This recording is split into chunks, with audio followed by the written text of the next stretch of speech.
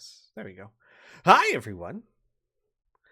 Hello. So, I see a suspicious lack of inspiration across the board here. I'm curious if anyone would like some, as the only two people I see that have it are Muri and Ria. I can do that. I can't imagine. Oh, well, Amelia does too. She's just not up here yet. Yeah. So, never mind. We have a 50% representation of inspiration. Would anyone like to do recap? Alora, you offered. Does anyone else want to? I will also offer. Okay. Doesn't matter. I Alright. mean, Roll I off. Jeez. I mean, It starts with the fight. He lied again. God Right? damn it. Ha ha ha ha! I told them that it was going to be a fight at the start, and then I said, no, I was just pulling your chain, but really? Really? Get your daggers out. Everyone has daggers, right? We established this. Oh! This is We're off to a fine. great start. We're off to a Go great for start. it. Take it. I don't care. It's fine. Get your trowels out. Would you everyone. would you like to do it, Alora? No, it's okay. I lost fair and square. By 2. Oh. Alright. So, who is it that doesn't have inspiration? Just a Ross and Robin? Ross, Robin, and Portly. But Portly can't get it, so. Well, gonna give it to him anyway. Mm-hmm. So, last we left our heroes, we resumed combat, taking out most of the displacer beasts that aren't displacer beasts, until Claire called out to Ria, like, bro, look, I'm going forward and you're going with me, Kay? And Ria was like, but my guy, I get you're my older sister, but like, we're the same rank now, so you're not my boss. And Claire was like, bro. Ria was like, you're right. And they both ran to the front of the carts, where there were more of those creature things coming at us. Meanwhile, Amelia and Ross were burning and shooting the hell out of them. Holy god. Wow. Glad they're on our side. But the sisters rode up on their puppy mounts and killed the last one. And once the fighting was over, Ross and Weary fixed the one cart that was just a little bit messed up. 2 hit points it's away. Fine. It's fine. Literally it's 2 hit fine. points. It's fine. And while they were doing that, Claire and Ria rode back to pick up Kitty, who had fallen in the combat. Just, leave an F in the chat, boys. On the way to pick up Kitty, Claire's like, so you and Robin are married. That's chill. And Ria's like, that was not on purpose, and it's over now. And also, how did you know that? But she didn't ask that last part because I'm a fool in man's shoes and didn't think to. But anyways, then Claire was like, so are you and Shala still a thing? And Ria's like, yeah, no shit, honey. And then she was like, oh, BT dubs, Van Casterkin, Varric, whatever, likes Amelia. And Claire's like, oh shit. And then they got Kitty and they went back. And when everyone was together again, Shala was like, okay, fam, you've unlocked more of my tragic TM backstory. The one laying down the sick beats was my bro Malachi. He can summon all sorts of weird shit because he's real good on drums. Eli's stories are fucking banging, and Claire ripping pieces. Or not Claire, Camille. Sorry, Claire, you're dead now. Yeah, sorry, Claire. Wings. Was real good at singing. Also, my ex-mom just talks at people and her words are magical, so that's a thing. Also, we were all adopted because this bitch was lonely or some shit and was like, why not fuck up a bunch of kids by making them assassins? But she, can't have kids or something, so it was like, fuck up somebody else's kids. Also, Claire and Van Casterkin need supplies whenever we can get them some, because they're stupid and left, right after we did and didn't bring anything. But she did bring portly armor, so that's a thing.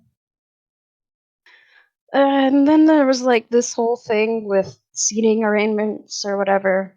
But Robin couldn't help himself and went to harass Castigan, who was like, "Look, my guy, if you don't want to get showed up, then get good. Also, fuck you."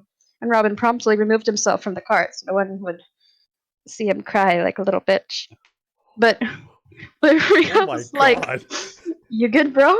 And he was like, "I'm fine, bro." And she's like, "You sure, bro?" And he's like, "I'm gonna kill Van Castigan, bro. He's no good for Amelia." And Rhea's like, "Bro, no.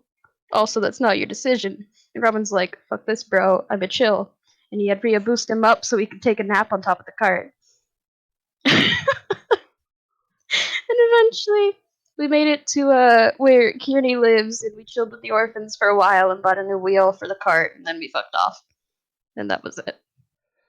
Holy cow. Okay, that was a roller coaster. I love how short the insurrection was between the sisters. We're the same rank now, are we though? No. Willie, well done. Take your inspiration, you bastard. I thought for a second there, I thought you were being generous to Robin by ignoring the very aggressive attitude Robin had, but dear God, no, you were just waiting till the back was turned before driving in that knife. Holy shit, And, that was amazing. as repayment, I would like to give the inspiration I just got to Wings. No, I don't want your crappy, dirty inspiration. Thanks. I already have one. Well, you're gonna have to give it to somebody else. No, I ain't touching that. That's soiled. That's dirty inspiration. It's too late. I've already decided. I don't see a gold star next to Robin. That's up to Wings, I think. Because I don't think you have the power to put one there, Rhea. I mean, I do, but I also value my skin, so... Can I give it to Portly? Portly's like the only one who loves me now. You can give it to Portly.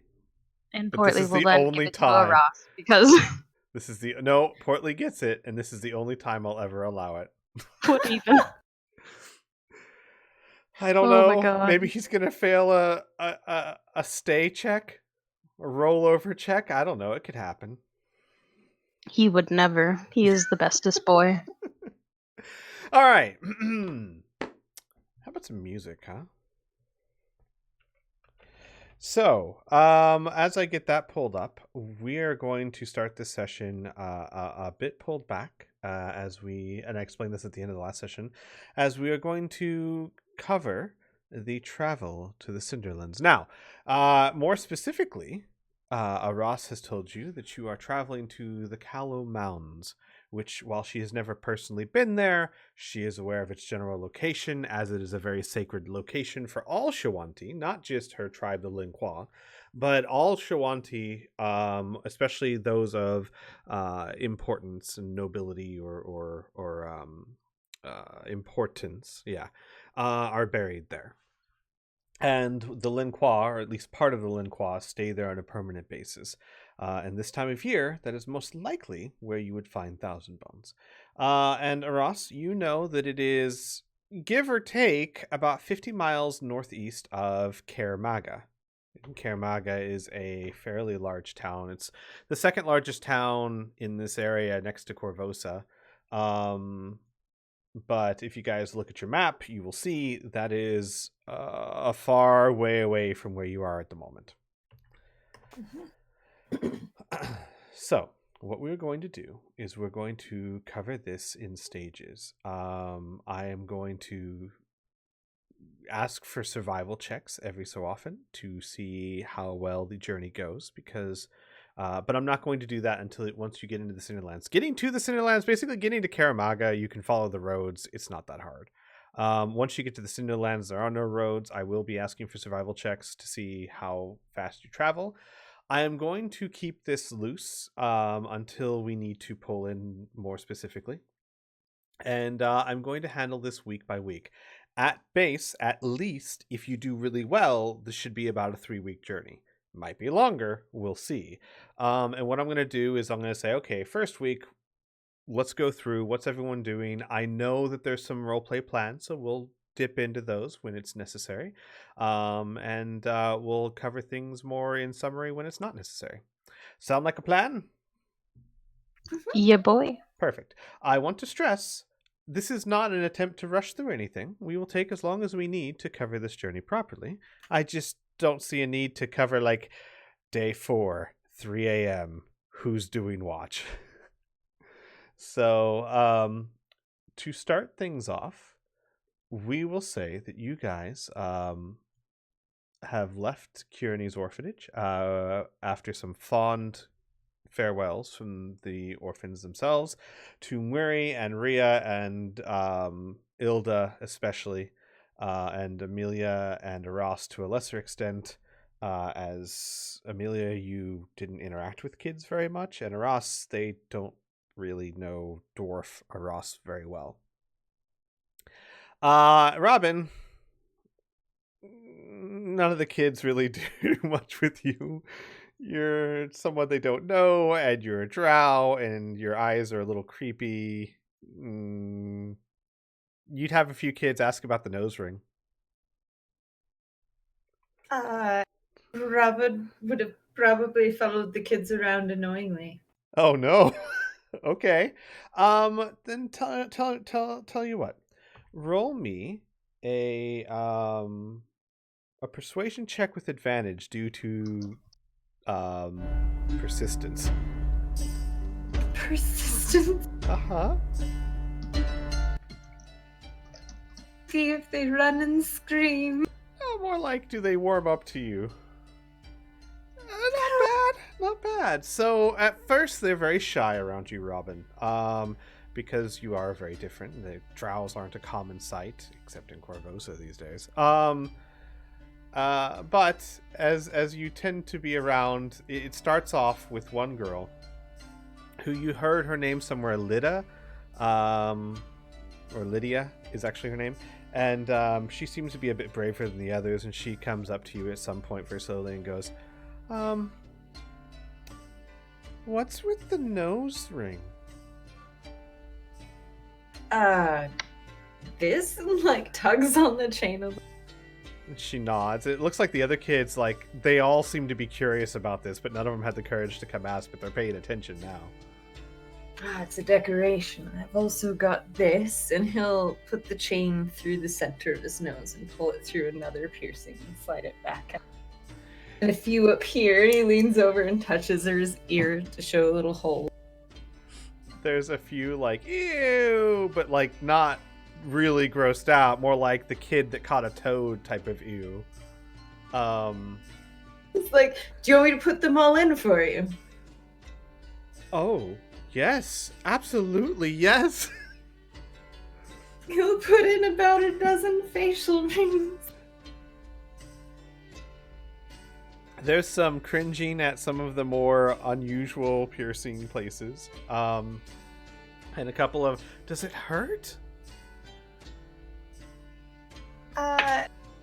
He'll shake his head no and say, haven't you ever had your ears pierced just once? No, it doesn't hurt. I mean, there's a little bit of a sting at first, but then it's... Do you want your ears pierced?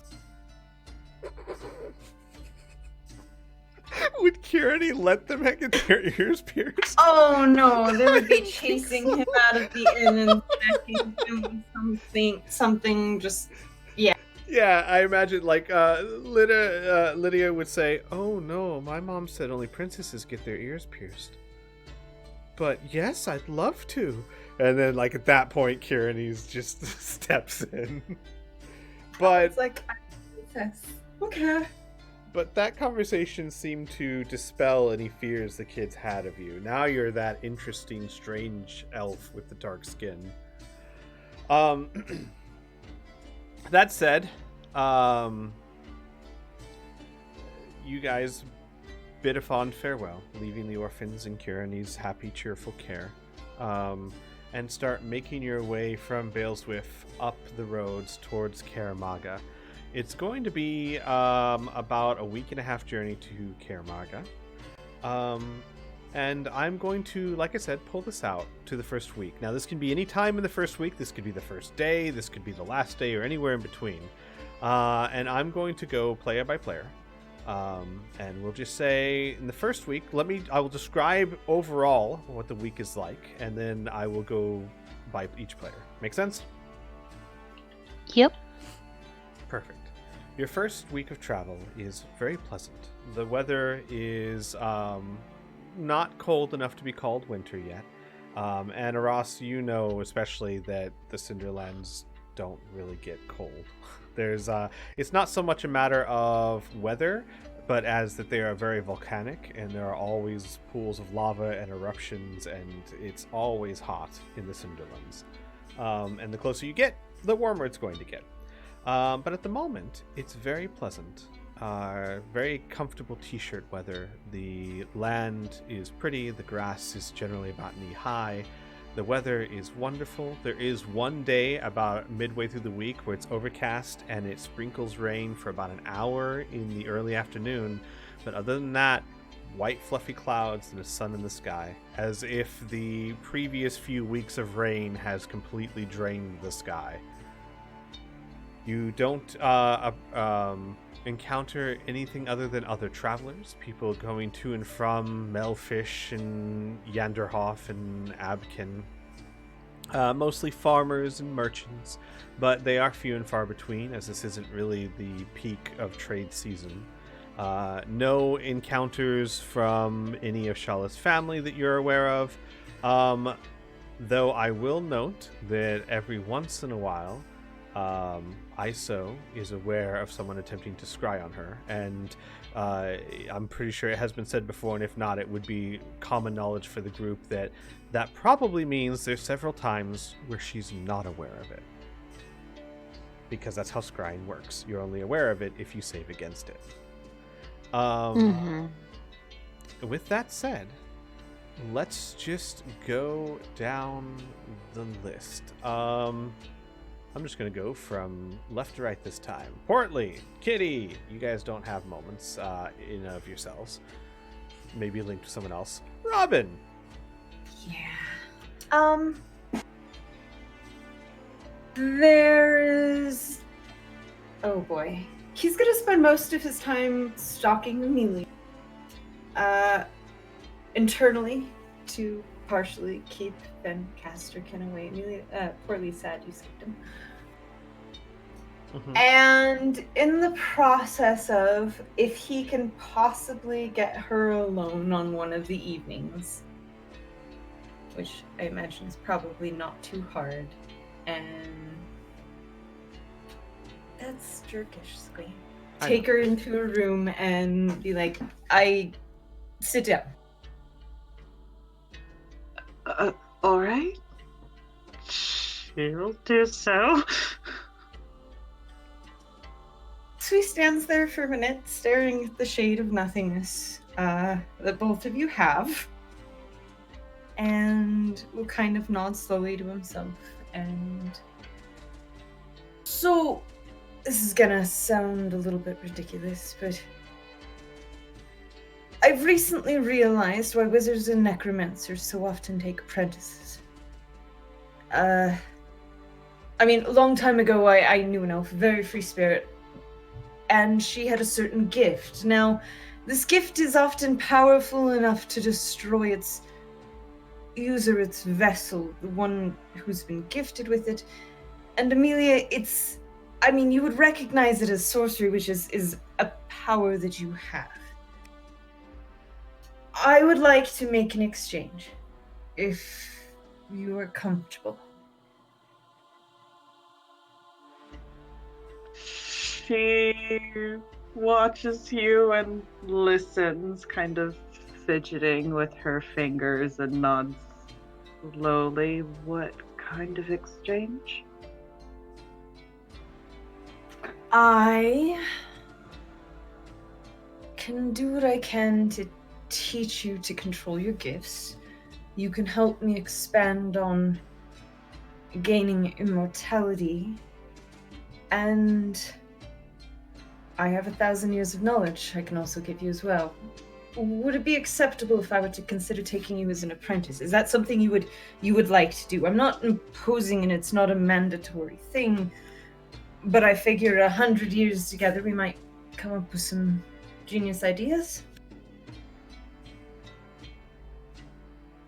She blinks, fairly surprised, and looks down at her hands, her eyes kind of flitting back and forth. I mean,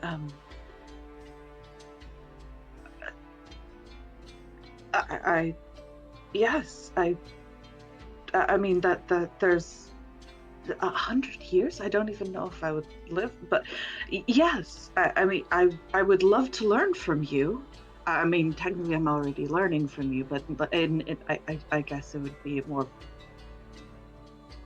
professional. A more permanent professional basis and a broader spectrum. I not only have the knowledge of death, but a lot of drow knowledge as well I could share. I've collected a lot of things over my time. Okay. And she pauses for a moment and kind of chews on her lip and then eventually says, this wouldn't be like, and she kind of glances off in the direction of where Rhea is, somewhere in the distance. No, not all. Simple apprenticeship. You have nothing of mine to keep from me. Right. If that's all right with you. Yes, no, I think I would prefer that, actually. Yeah. Not to have something of your that's and she like puts the hand to her forehead. I would like to be your apprentice. Yes, yes. Wonderful. For now, I'll give you what I can, and when this is all over, I guess we find somewhere stable to sit, and I can call for my things.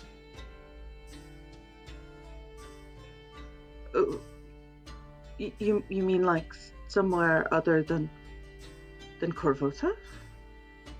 We're probably going to want big, thick walls for what we need. Large space, unless if we're taking over a castle, which nods his head side to side. If that's what you want, we could figure that out with enough time. She just like stammers to a halt and is just frozen for a moment.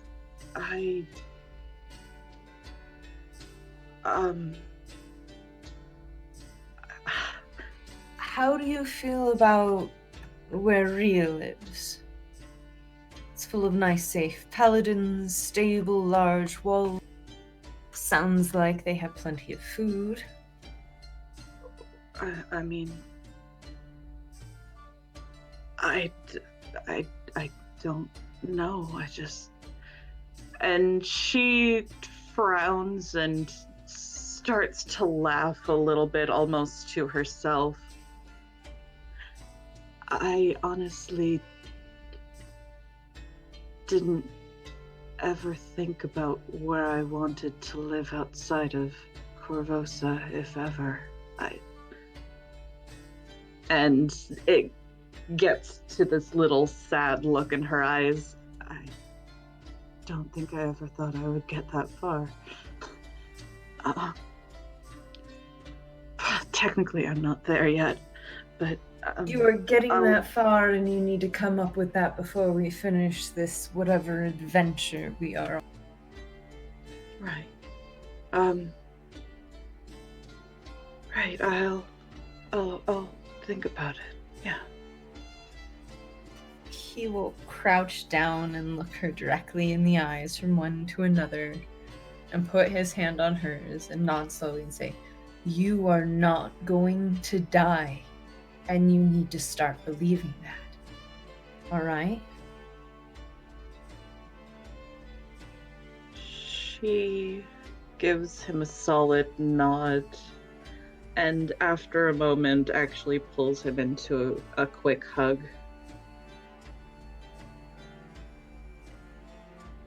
He adores this and just like rubs her back and is like, it'll be all right.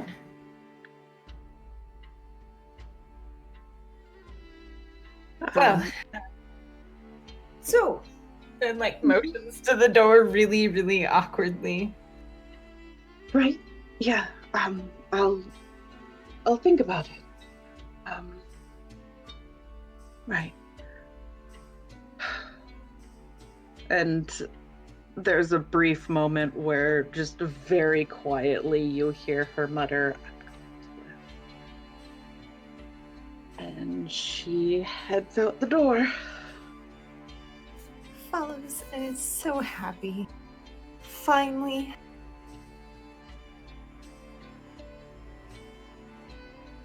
Finally, he has an apprentice. Yeah, he's gonna go get all his books. He's gonna be like stupid about this. I should also point out that while she's officially not an apprentice of Robin, Ilda's always there, Robin. Every lesson, more hungry for knowledge than even Amelia. That's fine. She's welcome. It's just where Amelia is treating this as a friend helping her, Ilda's treating this more as a cautious person who could possibly help her daughter. But I'm gonna learn everything I can. I paid for these night classes, and goddamn it, I'm gonna take them. Single mom doing night classes has more determination than the 20-year-old going through college. Okay, so first of all, Don't attack me like that. and Amelia is taking these very seriously. It's just instead of, being aggressive in her pursuit of knowledge, she knows what she's asking. I will denote as well, Robin, that while she's not particularly rude, Ilda, she is very blunt. Like, wait, go back that other one. What did you say there? And then write things down. And no, that doesn't make sense. Explain more. Like, that's very much her personality. He loves that. That's perfect. That's so wonderful for him, and he absolutely obeys perfectly and goes over it as many times and explains in as much detail and just smiles wider the meter she is about. No. That seems wrong. And like all the disagreement I imagine there's a couple of times where Amelia has to step in and be like, okay, so you remember when this happened back, 10 years ago or something like that? Like, imagine sort of like this, but more like that. And it's like, oh. She's, it's a good thing she's determined because, man, she does not pick this up naturally. No. Not with that intelligence check. Not. So, Robin, you have to explain things quite a few times, break them down to their basest elements, but I will say this, when she learns something, she gets it. It's a long road getting there. Mm-hmm. If anything, it just means that him and Amelia are going to retain the basics forever. Yeah. Real good foundation. And yeah. So for the first week, Robin, I assume you're spending as much time as possible with Amelia? Oh, yeah. Gotcha. Anything else during the first week of note? From you specifically. He will stop in and repeatedly check on ISO. Like, morning, noon, and night, and any lunch breaks he gets, and occasionally drag Amelia with them not there. He doesn't really hang around her much as he's trying to keep distance whenever the shade is up, which he will get the fuck out of there whenever the shade is up if possible. He will accept the shade around Amelia and her mother. Mm-hmm. And won't stop Namara from putting input, but he will keep it the fuck away from Isolanda. Understandable. I'll even say Amelia, surprisingly, Namira, while you're not very familiar with her, I'm sorry, is it? I can't. Namara. Thank you. She puts in good advice. Like once or twice, Robin, when you're struggling with a concept because Ilda's not the best, Namara will step in and use like the proper analogy. I mean, it's the difference between a good teacher and a master just explaining it. She definitely has an air like these are little children and she's the adult. And sometimes it's more out of, Robin, you would know this, out of frustration, like she does not want you to explain this again. She's done with waiting. Exactly. Hearing my voice. Got it. But whether through happenstance or not, she actually turns out to be somewhat helpful in the lessons when she's around. Isolanda, for her part, she will always smile and wave when you're around. If you are gone for a particularly long time, like a day or so, she will, when you come by, she will come up to you and tug on you to where you kneel down and again begin feeling your face like she has done a few times in the past. This is typically only if she hasn't seen you for a good while. Roll me one more perception check. I don't think he even wants to know. You can always just not look at her. No. Hey. So, we'll say this is like the third or fourth day of the week. You go and you're saying hi to Iso. And the entire week, Nimara has been needling you about it. Like, you really don't know. You don't get it yet. Have you figured it out yet, my Robin? Is a question she asks every time she's there, and it seems to cause her great amusement. And about the third or fourth day, you're saying hello, and she pulls on you to kneel down, and she comes really close. And you finally notice something. You don't know how you didn't see it before, and it clicks. It's a small, tiny birthmark under her ear, which is not perfect and not exactly the same, but very similar to the birthmark you had in your first form as a child. And then it clicks. She looks remarkably like you did when you were a child. Very similar. Didn't connect right at first because it's been so long, 800 years or more, but this Iso looks like the girl that you were trying to be passed off as. Okay. Not exactly the same. I'm clear that Isolanda is a girl, though, correct? Yes, very clear. And it's not perfect. It's not like an identical twin. Just eerily similar. Immediately files that away and make sure never to mention it to anyone. Mm-hmm. And he will dotingly carry her around a little. Yeah, this is a silent revelation.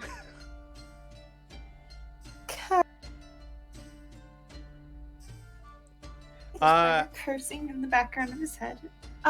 One last thing, I would like it noted that whenever Amelia's haunt is around, while Robin's thinking through any problems or discussing magic with anyone, he will kind of mindlessly shred stuff and just toss it at him.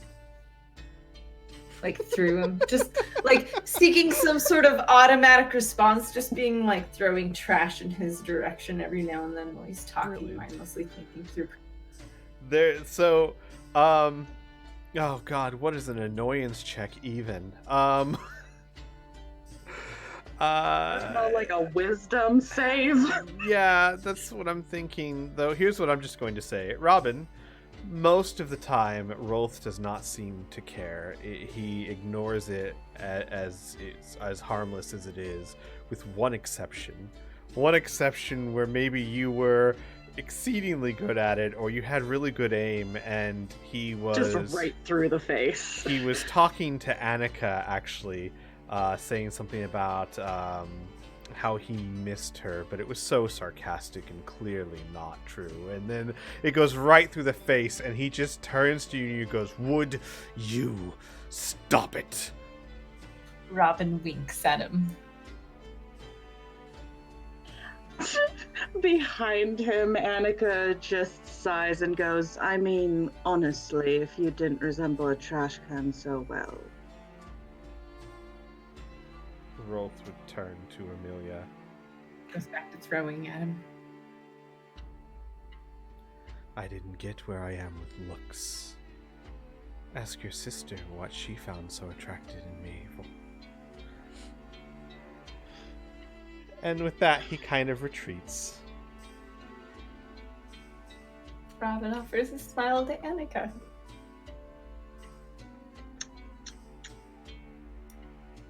Annika watches Robin for a brief moment, and then there's actually a small smile, but it fades fairly quickly as she looks back at Rolf and then rolls her eyes.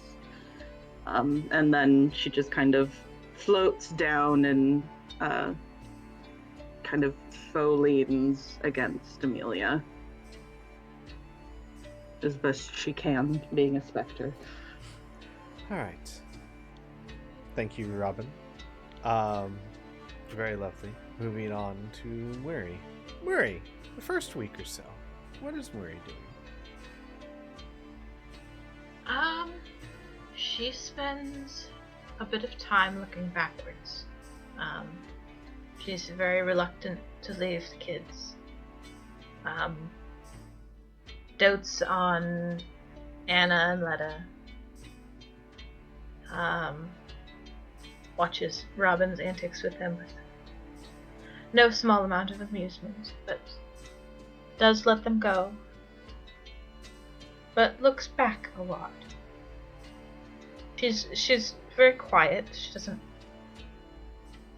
speak her thoughts about it, but it's clear that this is hard for her. She spends a lot of time with Shala and with Isolanda. She spends a lot of time talking to Paula whenever she appears.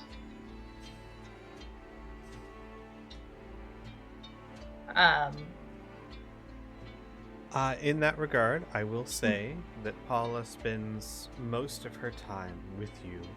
And while some of it is reminiscing about her life or yours, or just talking about simple things, a lot of it is actually training. She is teaching you to tap into your goddess even more deeply.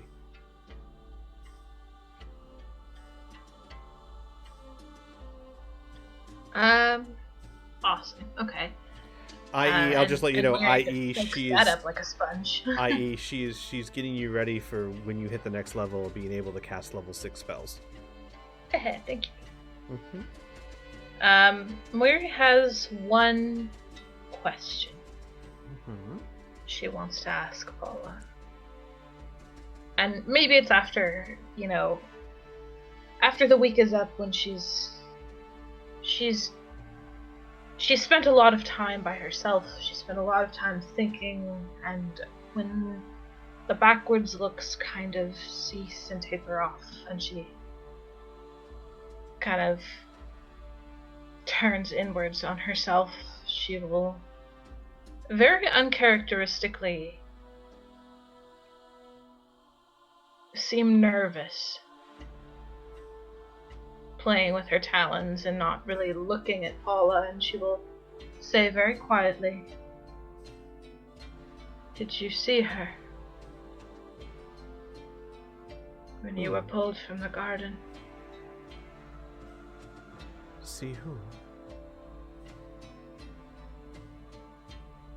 Who was supposed to be here. Oh. I did. Though I have to be honest, Mira, I don't know her. She did look... well... were you related somehow? Yes. I'm sorry, I didn't bring it up. I thought it would be painful whoever she was, if she was being summoned, it was for horrible reasons.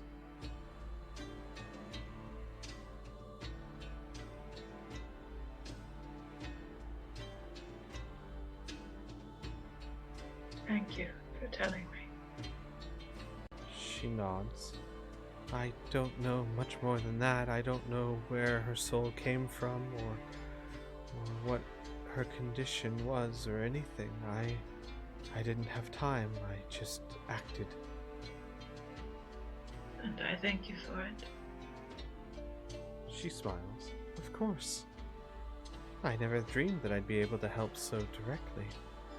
We really must thank this Eli if we get the chance. Preferably with a mace or scimitar. As she gives like a big wacky motion. And Wary chuckles. I can do my best. She nods. Remember, the champion of Serenray is to spread life, love, and health, but also to remove the enemies that would diminish that.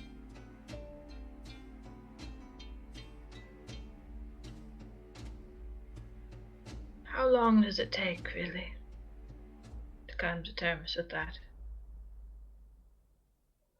Oh, I don't think you ever really do. But That's it what I gets easier. It becomes a knot in your chest, like a walnut. It's always there, but covered in a shell of duty and responsibility and the knowledge of knowing that if you don't, what will happen? And as uncomfortable as it is, it doesn't keep you from doing what must be done.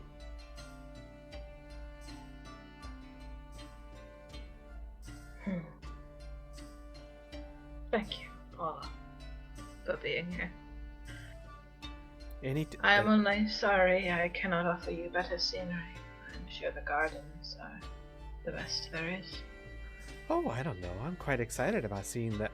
And then her form fades for that day.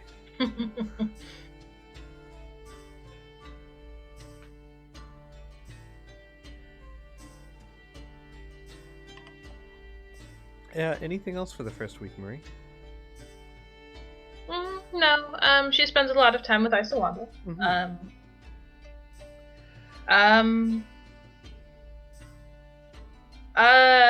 Amelia and Robin both don't need to sleep, is that right? No, Amelia sleeps, right? Amelia sleeps, yeah. It's just Robin. Yeah, Amelia sleeps, Annika doesn't. Okay. So in the evening hours, notice, Robin, that when Amelia goes to bed, Wary seeks you out. And she doesn't say very much to you, but she just sort of sits nearby. Okay. He would make sure that he started sitting in the kitchen with fresh tea on. What passes for the kitchen, anyway?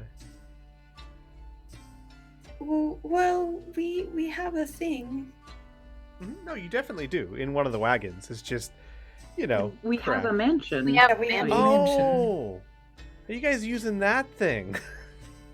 Yeah. Yeah, that's... We're roughing it, Squee. I thought camping would be fun, man. Sorry, I forgot I gave that to you for a second. Nah, I was just like, sure, I mean, you got something in the wagon. Never mind. No. My apologies. Please continue. I'm an idiot. Would have Pay no fresh, attention. wonderful tea on and be sitting there with a book and have like a few candles lit and just like make it a nice environment for her.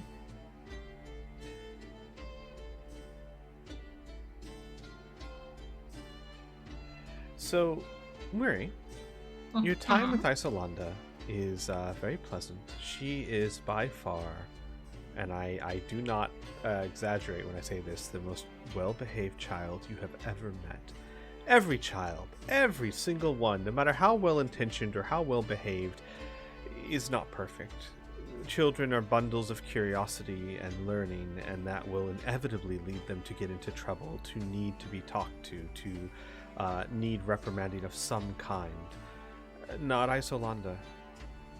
Isolanda has such a control on her curiosity and her emotions that it makes you a little sad, because it reminds you of an adult, a very well-mannered, disciplined adult. And you find yourself sometimes longing that, as polite as she is and as happy as she looks when you're around, you wish she would just be a kid, because you don't see that very often. Gotcha. Is she curious? I mean, if Moiri starts to sort of show her things and talk about, what is around them and point out, I mean, yes, Moiri... but in a very quiet sort of way.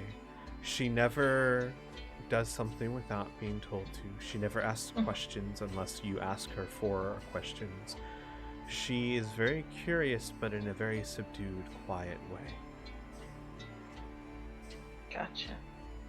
As if, and you've raised enough children, especially enough orphans, and I imagine not all of these orphans are from parents that passed away. Some of them are probably taken from parents who weren't good parents.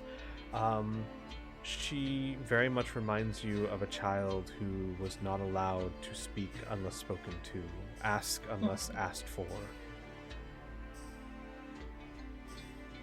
Gotcha. Okay.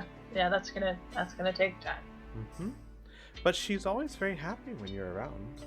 It's inevitable. It's your nature, Murray. It's. I'm sorry, Robin. It's you've raised children for so long that any amount of time with them, and they start to miss you when you're not around.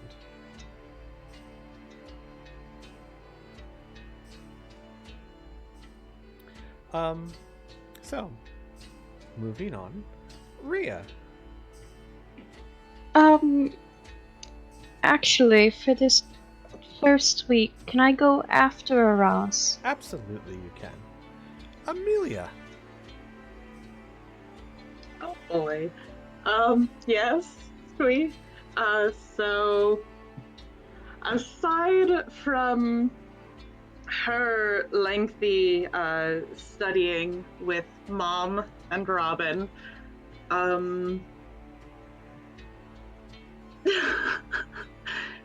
there would be brief attempts at conversation with Varric and Claire and just people in general, just trying to take moments of okay, stepping out of the comfort zone.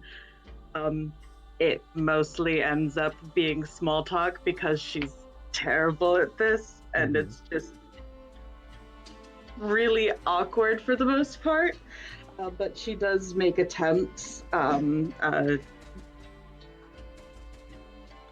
Most of it is with Van Casterkin because obviously. And I do have the question of, would he notice, well, obviously he would notice, but would he mention the fact that she doesn't wear the face paint anymore? Yeah, so I was going to have him come up to you, but if you're going up to him... because I was under the impression that Robin was trying to keep Amelia busy, but so what you're saying is Amelia makes a considered effort to find time. I mean, if she's given a moment, yes, but if Robin's actively just oh shit, oh hey, look at this one thing, it reminds me of a thing that's important and that we should talk about. I don't know, Robin, how steadfast are you to this? If you see her wandering off, do you instantly go find a reason, or... No, but I will watch her from a distance. Gotcha. So, yes, the first time that you... And I should note also, Amelia, every single morning, Shala finds you first. And you look as spectacular as she does on a daily basis. Gotta stop that, Shala. Robin off in the corner just no! What are you doing? Rhea, I haven't gotten to you yet, but I'll say this now because this is when it's brought up. Shala would one morning, after getting up and kissing you on the forehead to go talk to Amelia, she would mention that you're already perfect. There's nothing she can do to improve you. Oh. Which, kind of a backhanded compliment to Amelia, I guess. But, I mean, have you seen her? So it's okay. It's okay. So the first time you would find Van Kesterkin, we'd say maybe like the first evening after your lessons, and you would actually find him sparring with Claire. They would have just been finishing up. Claire and him, they seem fairly evenly matched, though this is only purely on a martial level. Like, if it's just sword versus spear, they're pretty even. But everyone kind of knows that if Claire wanted to just unleash a little bit of her godly might, this fight would be over. Oh, absolutely. Fisticuffs to be damned. He would just be fucked. But you see him like stripped down to the waist, his armor off, partially sweating, hair slicked back, and Claire also with very little shame, like she's stripped down to like a sleeveless shirt, and they're just going at it. And then when he sees you approach, he kind of holds up the spear and gets whacked on the shoulder because she wasn't ready to end yet. And like he stopped immediately, and he's like, "Ow, ow!" And then like holds up his hands and puts the spear down, and comes over to you and goes, oh, "Hey, hi." Hi, are you all right? That's. She like kind of reaches out a hand to the spot that's probably already bruising on his shoulder. Oh no, that's she is really strong. That's what my concern was, but okay. I'm fine, thank you. All right. By the way, Claire has an 18 strength, so Yeah. Well, pow. There's a brief moment where she like waves awkwardly over at Claire, kind of like acknowledgement. I see you there. I'm not just being a jerk or something. She doesn't know how to socialize, and then she's quiet for a little bit, and I'm just imagining they like start to talk at the same time. It's just one of those exchanges of no, it's okay. I wanted to. Oh, you first. Right. No, it's okay. I just wanted to ask how you were doing. Oh, good. I was in charge of a squad. I guess I'm not anymore. Actually, I'm not quite sure how that works or will work, but it's not important. I'm doing well. I'm doing good. What about you? You look amazing. You look great. I haven't seen you without. Well, you look great. She like pauses, and it takes her a moment to like process what exactly he's talking about, and she like thinks for a second. Like a hand goes up to her face. Right. It's Jola has been doing my makeup. She like purses her lips together, just kind of like. He nods. Goes, "Oh, well, you look very pretty." Sorry, I'm not good at talking to girls. I mean, not that you're a girl. I mean, you are. Oh God, you are a girl. I mean, No, It's okay. This I have something for you, actually. And he kind of like scratches his head and then turns back and then hold on, and like runs back to his stuff.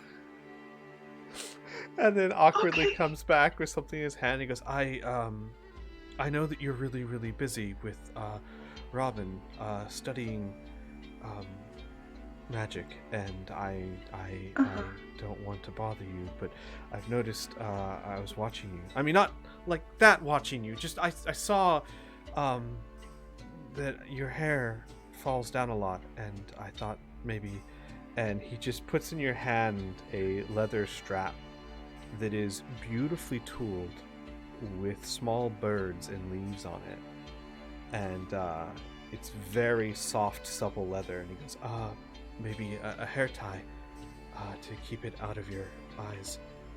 I thought it might be good. This is beautiful. When Oh, I made it. you made this? It's my father was a leather worker, and I was trained to follow in his footsteps, which obviously I didn't, but I picked up a thing or two. I just hope it's helpful, is all. Like, it's very clear this is not something you make in a day. It's very well done. Yeah. She stares at it and just like runs her fingers over the design, and she's speechless for a while. It almost stretches into like an awkward silence as she just stares at this, and she finally blinks. Thank you. This is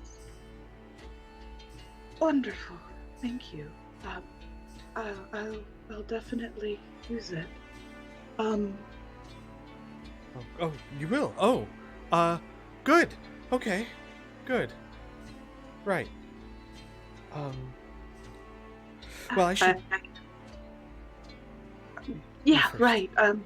Should No, probably it's okay. get back to Mhm. you know, the bruising and the stuff. Maybe try dodging next time. And she gives like an awkward like joke. And he nods. Right. That's all right though, right? Because you'll keep me safe, right? Oh my god. She pauses, and there's just this genuine little smile, and she nods. Of course. And he's smiling warmly. It's obviously a lighthearted statement, but there's no sarcasm or anything in it. It's very genuine. And he nods. Right. Bruising, Claire, studies magic, right. Mhm. Right. And then he just like turns around awkwardly, starts walking away. Good luck. Oh, he turns around. Yeah, you as well. Good luck with Robin.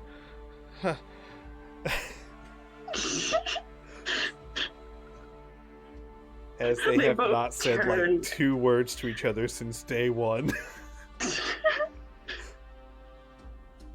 Just nods, turns away, like starts to say something, then stops, and then keeps walking. Oh, God. Also, just a quick rundown. Van Carlo is easy to talk to, though the conversations tend to make you blush, but he's very skilled at leading a conversation, so your awkwardness doesn't seem to slow him down. Deter it at all. Exactly. Yeah, I remember. So it's fairly easy to talk to him. It's just that there are moments where it's like, oh, you're too suave. Uh-huh. Way too suave for his own good. Claire, on the other hand, Those conversations are hard because Claire is very straightforward and does not really grasp shyness. So Claire's conversations are more to the point of like, well, I mean, spit it out. What are you trying to say exactly? Damn. Yeah. You know I hate the mumbling.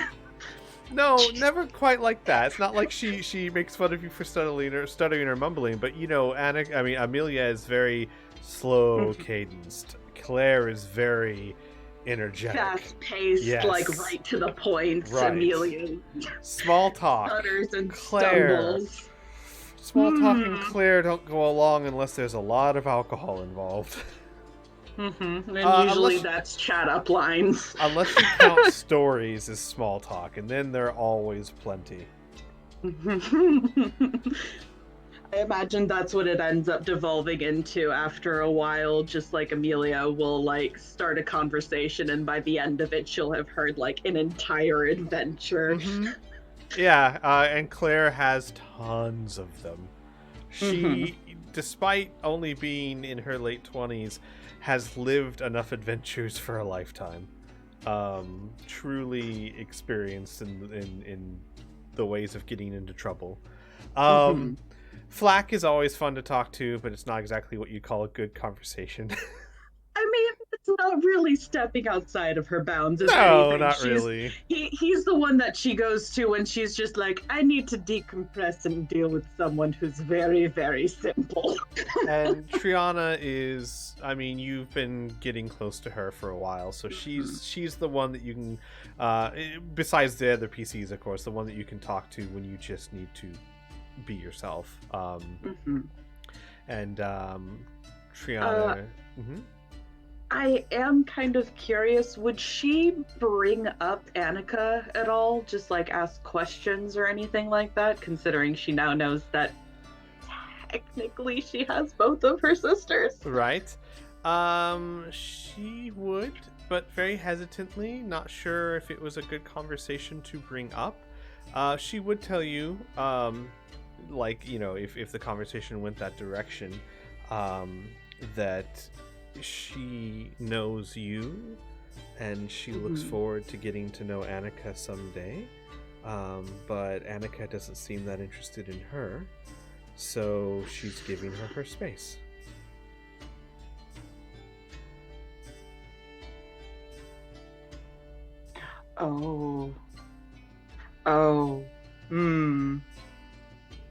That's a very good point.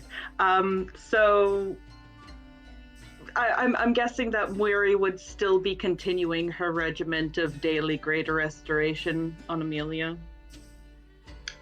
Yes. So probably first thing in the morning. Okay. So that would actually probably be the first time that Annika and Amelia figure out that Annika can't take over right now. So Amelia would essentially ask, like, would she want to talk to her because she can, and then would attempt to give Annika control, and there would just, I don't know, what would it feel like? Would it just be like a disconnect or like a barrier or something like that? Or would it be No, it's more like... of a disconnect. It's more of a, you reach out and she's there, but she's not there. You can still talk to her, but she can't. And she would just shake her head to you, feeling the exact same thing. And then it'd be pretty clear what the cause is. The only thing that's changed. And Triana would, when it happens, she goes, well, I mean, does she want to talk to me? Yes, I just, I hadn't even realized. Yes, she does. It's just not, something's just, a little off. Sorry. And Annika at that point would manifest normally. just kind of make an offhanded comment of, just imagine Amelia, but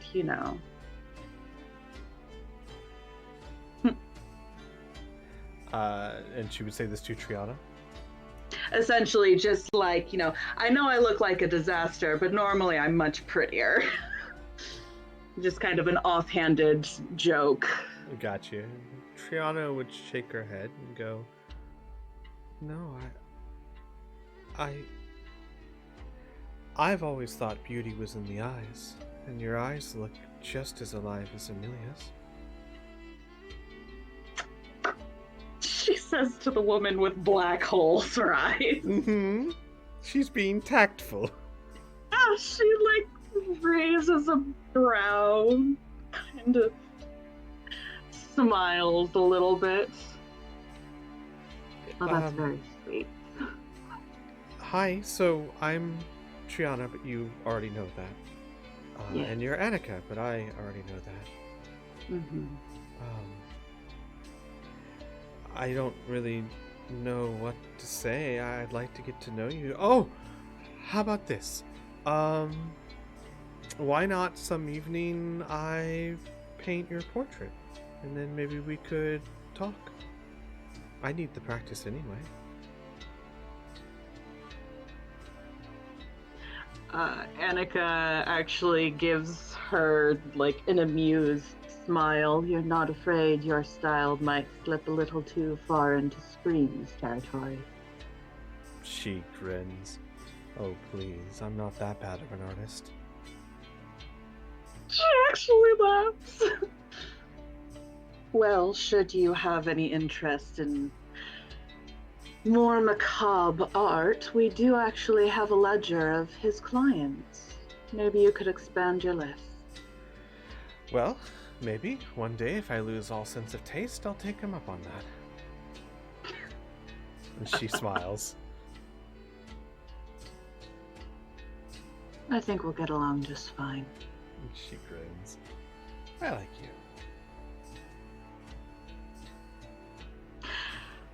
So I guess Annika's getting her portrait painted again. Uh-huh. Interestingly enough, she's gotten her portrait painted more times after being dead than she has been alive. It's amazing. Oh, and what a portrait. I'm sorry, Rhea, but Triana's an actual painter, and it's beautiful. It is a romantic take on what Amelia looks like, in the sense that it smooths out a lot of the rough edges. Mm-hmm. But still, it's not insulting. It's not like a picture that's utter falsehood. It is a picture of Annika in her current form, but it is hauntingly beautiful. The smoke adds a little more taste to it. It gets rid of some of the more gruesome bits. It keeps a very similar likeness to her, but her pose, her style, the background, it is, like I said, hauntingly beautiful. Mm-hmm. And unlike most living people, she can actually hold a pose for as long as you want. Uh-huh. So it's very well done. And then they kind of talk, and over the course of it, I think they'd get along okay, as long as Annika's not in one of her moods. Yeah, absolutely. Honestly, this would probably bring her mood up quite a bit. Yeah, they have similar personalities in a lot of ways. Well, at least on the outer level. Yeah. Yeah. So that's nice. That's a thing that happened. Anything else, Amelia?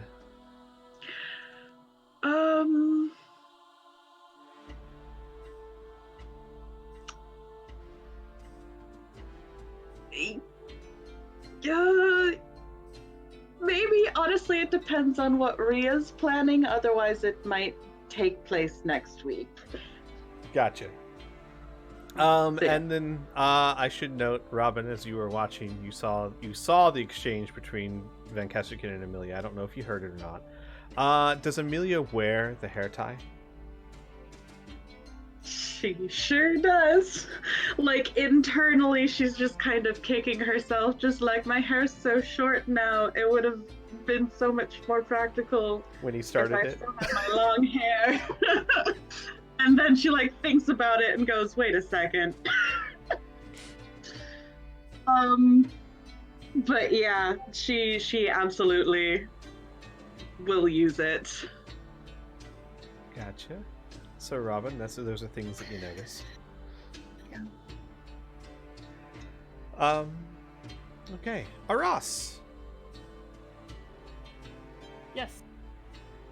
what do you do during the first week? So first is going to work on working on Shala's ring. Okay. Morning Glory. Sib, you're Black cutting one. it out really bad. Yeah. Oh. That's weird. Is this any better? I think so. You're more stable, yeah. A little bit. You're actually like at 200% for me. Oh yeah, you got quiet too. I'm not sure what happened. You got quiet and you got cut out a lot. Mm-hmm. Is this? I don't know why. This is better. Yeah, it seems Okay. better. Yeah. Yeah. Okay. Sorry.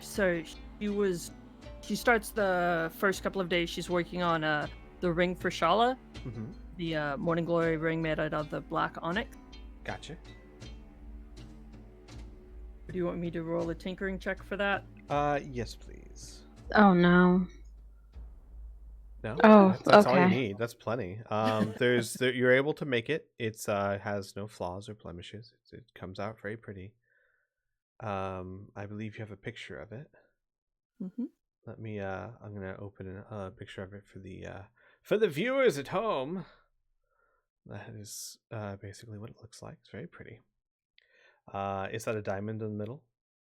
It's the moonstone because that's right. what we had, Gotcha. and it just made like a nice kind of platform, like a stage for the Gotcha. inner illusion top. Perfect. I thought you were gonna be like, it's cubic zirconia. I went cheap on it. Okay. So you're able to make that. And what's the enchantment on it? Well, that's So, yeah, I think I actually have to do that. Mm-hmm. together to do that. Okay. Yeah. So by all means. So, it's essentially going to be the same ratio as Ria's. So the one audio and the two visual. Oh, whoops, sorry. Sib, I posted that in your channel. How dare you?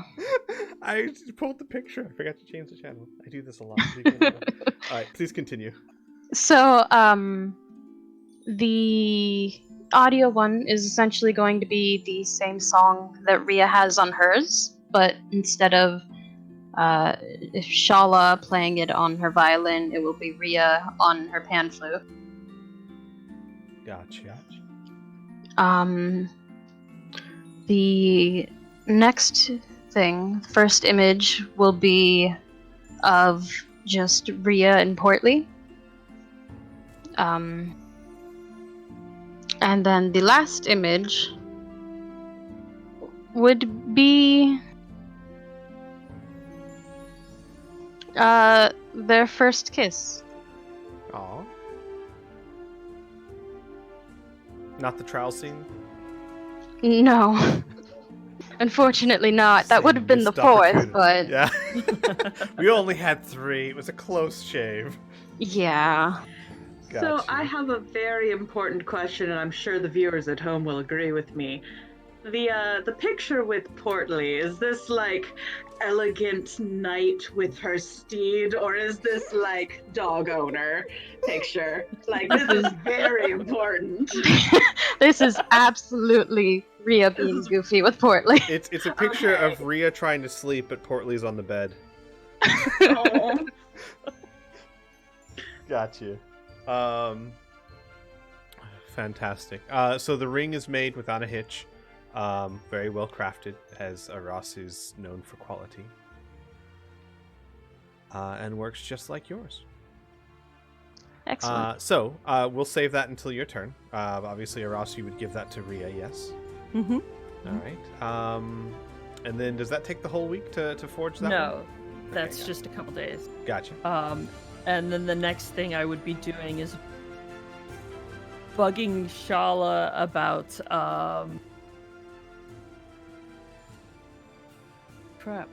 spell that for the Amulet of Non-Detection. Mm-hmm. Oh, so the spell Non-Detection. And trying to spend the rest of the time working on a formula for that. Got you. Roll me a tinkering check for that one.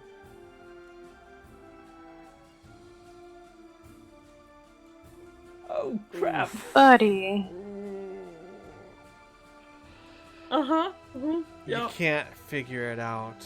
Shala will cast it several times, but there's something about this spell that you're not grasping. And trying to get it to work with the devices, you just can't get it to hold. Oh, great. Oh, I know. You should have done a recap. Yeah, I know. See, that's and she'll spend most of that first week working and avoiding talking to her dad as she can. Which is not hard, because your dad doesn't talk to you that much either. Just kind of spends his time there. I think like the first time he shows up again, she'll ask like, "Hey, you okay?" I'm fine. You don't need to concern yourself with my fate.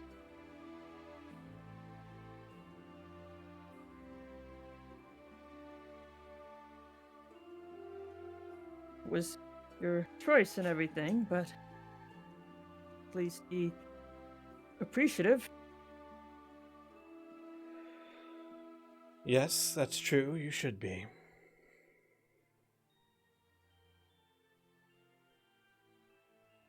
Was there anything else? No, that's. I'll make sure you're okay. Go back. Working. Start thinking to yourself, man, Eli chose the wrong target. This guy's not driving me nuts at all. He's just not even trying. Yeah. Like, oh, okay. We had our talk. Good. You want nothing to do with me. I want nothing to do with you. That simplifies a lot. Where you had a plus sign? Yeah, I'm curious. So, Mary adopted some people. Mm-hmm. During that sort of ceremony, she gave you each a feather and braided it into your hair. Did you keep that? Oh yeah. Okay. Yeah, Absolutely. he makes no comment on it unless it's brought up in front of him. Like, he wouldn't know that the ritual even took place unless he was told. Gotcha. Robin, did you keep yours? Oh, he left it in his hair. We'll probably Aw, try and thank lacquer you. it or something later. Add some beads. Iso wears hairs just like Robin does. Oh. I mean, I'm assuming like a Ross tuck braid.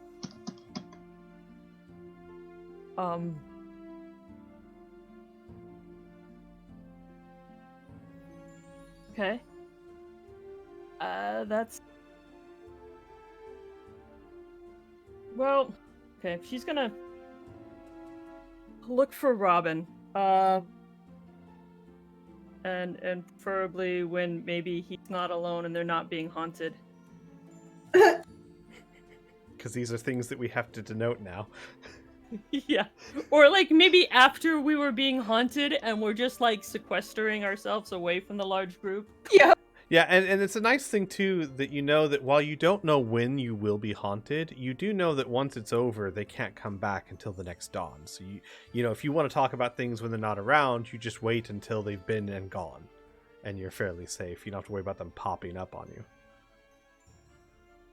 I'm gonna pretend we all get madness and wander off into the forest and slowly come back. Yep. The forest between Baleswiff and Melflish. Oh boy. Tall grass. Sure. Wide open forest. Look, I'm just looking at the map going, it's not not even hills there. The rock. Well, walk Well, you- down a well, river bank. Yeah, you can kind of disappear into the tall grass if you just take a face plant. Yeah. I'm sure we're like out in the field somewhere, just lying down, and Yes. they will So- go away. Robin and Ross are both just laying in the same field and didn't know they were hiding next to each other from their own haunts. Yeah. And then their haunts disappear, and he just like looks up and he's like, "Oh hi." She looks Oh. up and he's Ross is gonna be like really pissed off. I figure this is like the 4th or 5th day of just total silence between her and her dad. And she's just gonna finally get really pissed off and then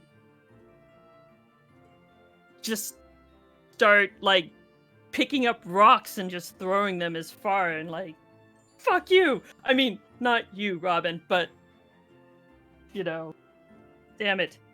your haunt seems to be getting to you. I know, I thought maybe once he was dead and had nothing to lose that he would at least talk to me or to know me or something. But I'm an idiot. I should have, he kept saying this is who he was and didn't believe him. I kept hoping that maybe there's something more, but So you expected death to change your father's entire perspective.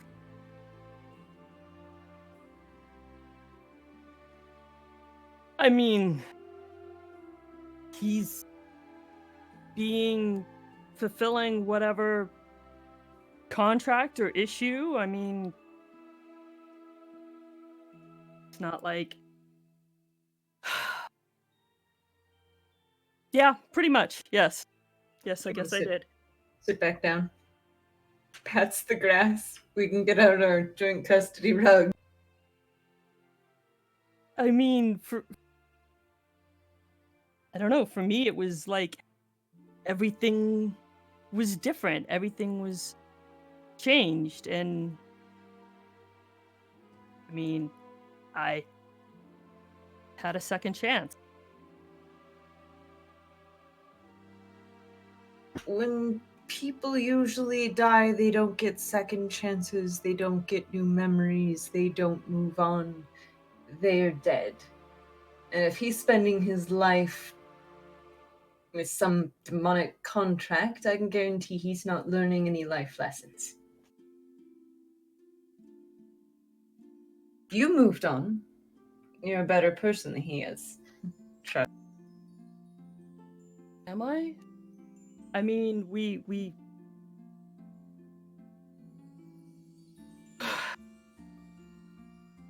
I mean, I try to think about who I shoot and why before I shoot them, but both different kinds of monsters. Is that all you think about killing?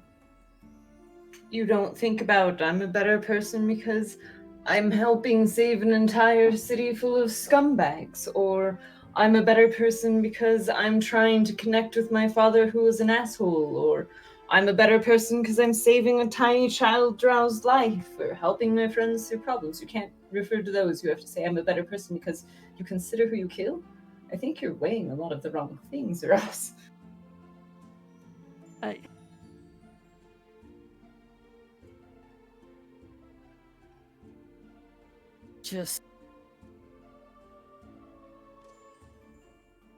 I mean, to him, that's I don't know.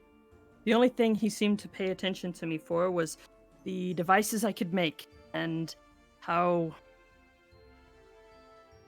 damaging they were. And I mean, why do you still want his attention?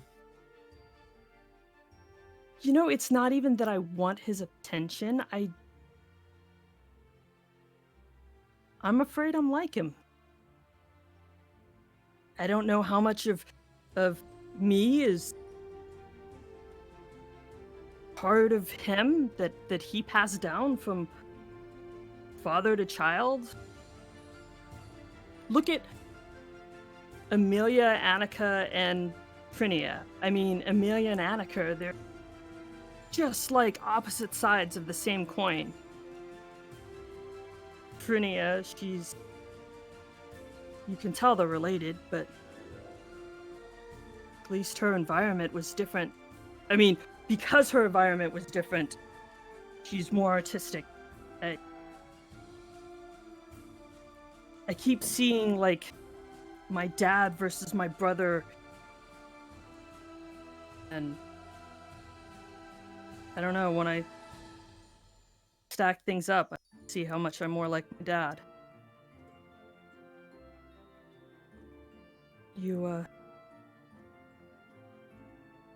I don't see any of your father in you.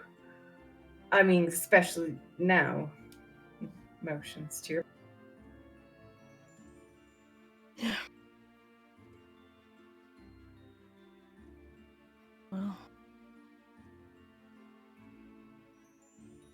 you know, I have a brother too.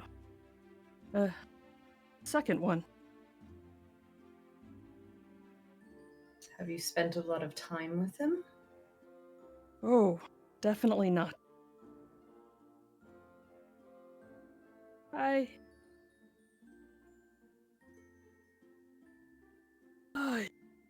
I'm afraid to meet him. Afraid to think, he's a lot more like my father.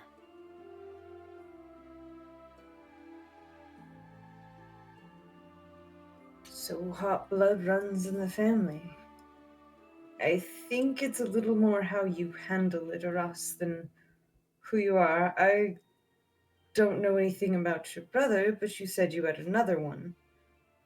So who have you spent the most time with in your life?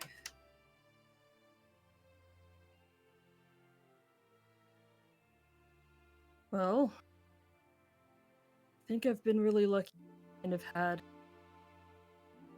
different influence, say, different phases when I was be old enough for them or ready for them. Beginning, my brother William. Then when I got a little bit older and I could take care of myself, Bones and Tommy. You guys.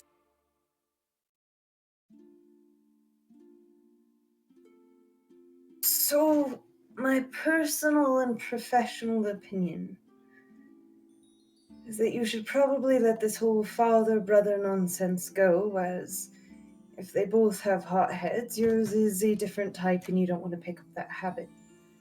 The person you're most like is probably the person that you spent the most time with. And I can tell you, it's probably not your father by how open and forthcoming he is with his wonderful, blessed daughter.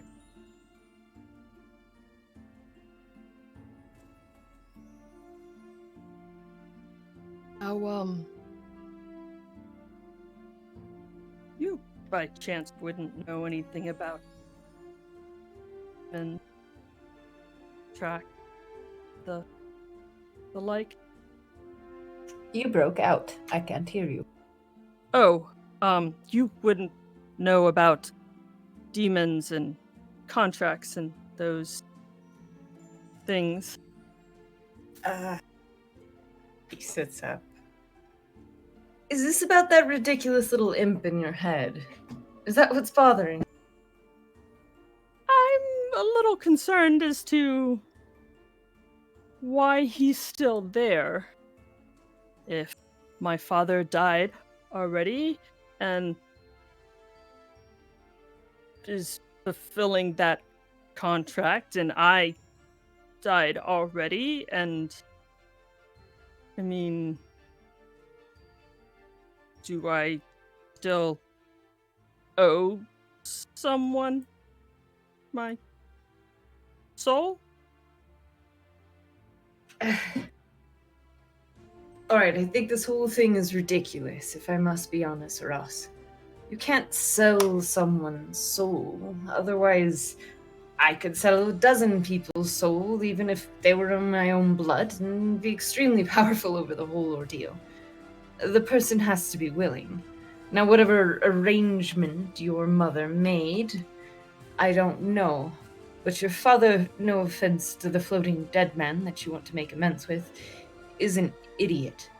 He paid his soul for something that basically won't do any good. It's wonderful that a demon's not hunting you right now, because I'm not sure what it would want if it caught up to you. But I don't think it can take you by your own will. So I shouldn't worry about that for now.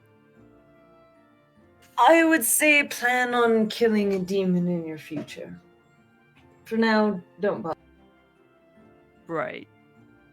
Let's work with the demigod first, and then we'll work up to demons. Yeah, I guess we could take it that way. I think we're going backwards, but... It was a joke. Sorry.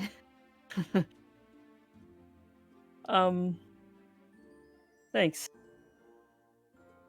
Yeah. So... And he, scratches his head for a minute and says, worrying about the type of people you're like and related to.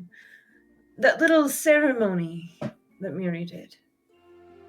That bonded you and I much closer than you'll be with your brother, your mother, or your father. So, for now, just concern yourself with us. Who cares if your father talks to you anyways? He might not have anything constructive to say. I mean, said before, you always choose a body that was like your mother. I'm not saying that your mother and my father are at all the same. I'm just saying there'll always be that connection. You know, no matter how much you bury it, no matter how much you don't like your parents, still always that part that at least kind of hope they see you, maybe kind of get who you are one day. I gave up on that a long time ago when I left my life behind. Actually, it is because I found her a powerful, beautiful person. And I hope to achieve that myself. Kind of, I guess, how you hope to possibly make your father proud. So, yes, we share that. He will offer his arm.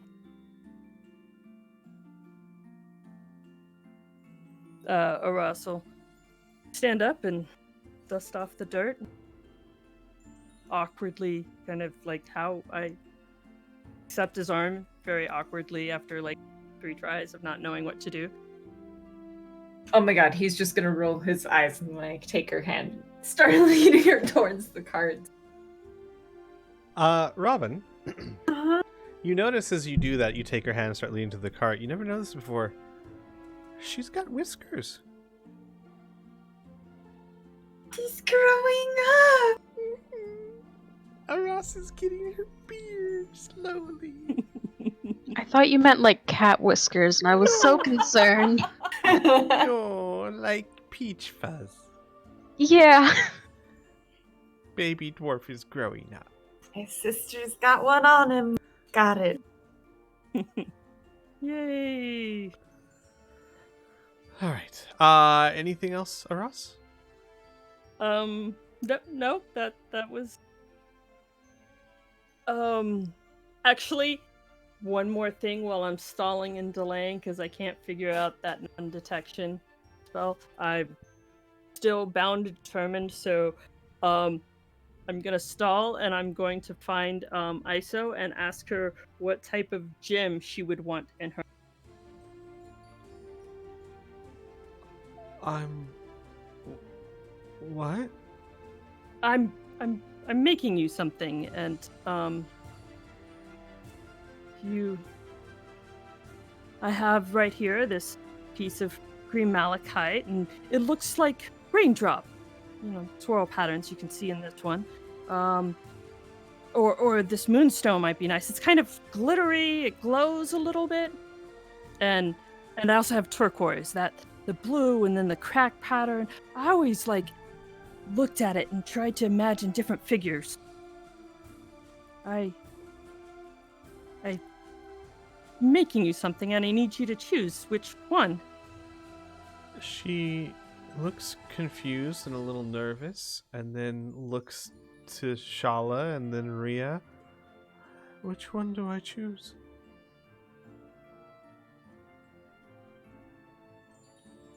Well, which one do you think is... I don't know, and she'll look over to Shala. The prettiest? Shala's shrugging. I don't know. Which one's the prettiest?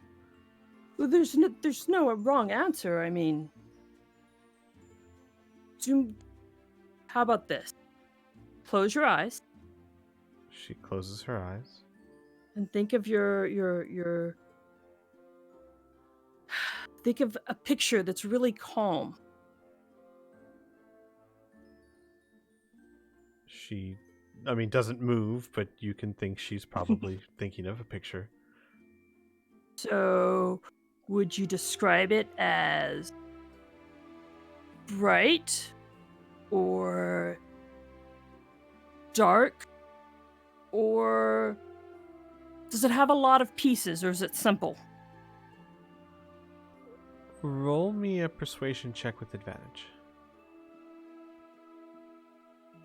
You can do it, Ross. Oh, hell yeah. Yeah. It's bright. Is it got a lot of shapes, or just a few? I'm on a cloud. It's soft. All right, moonstone it is. And then she opens her eyes. Oh, was that the right answer? That was the perfect answer. You did great. And she kind of smiles shyly. Thank you. Oh, yeah, thank you. I did not want to roleplay that if that didn't work. Oh no. Yeah. That's all I do for the week. Gotcha. Andrea. Uh-huh. Mrs. I don't want to go on my turn. I had to wait for things. Yes, please. What do you do during your week? So, firstly, probably the first day, I would like to not have to find Shala, 'cause she's probably glued to her side. And she would just, very casually try to be like, so, if you're getting a new violin, what would it look like? Oh. Well, I haven't thought about it too much. I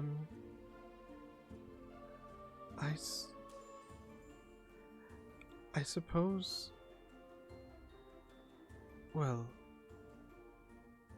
So, the one that I broke was Camille's violin, but, I had it decorated myself. It was originally just flat and brown, and it was a beautiful violin, but I liked, well, I guess I'd get one that looked a lot like what I had. I don't know if you've noticed, but I'm very fond of black and purple.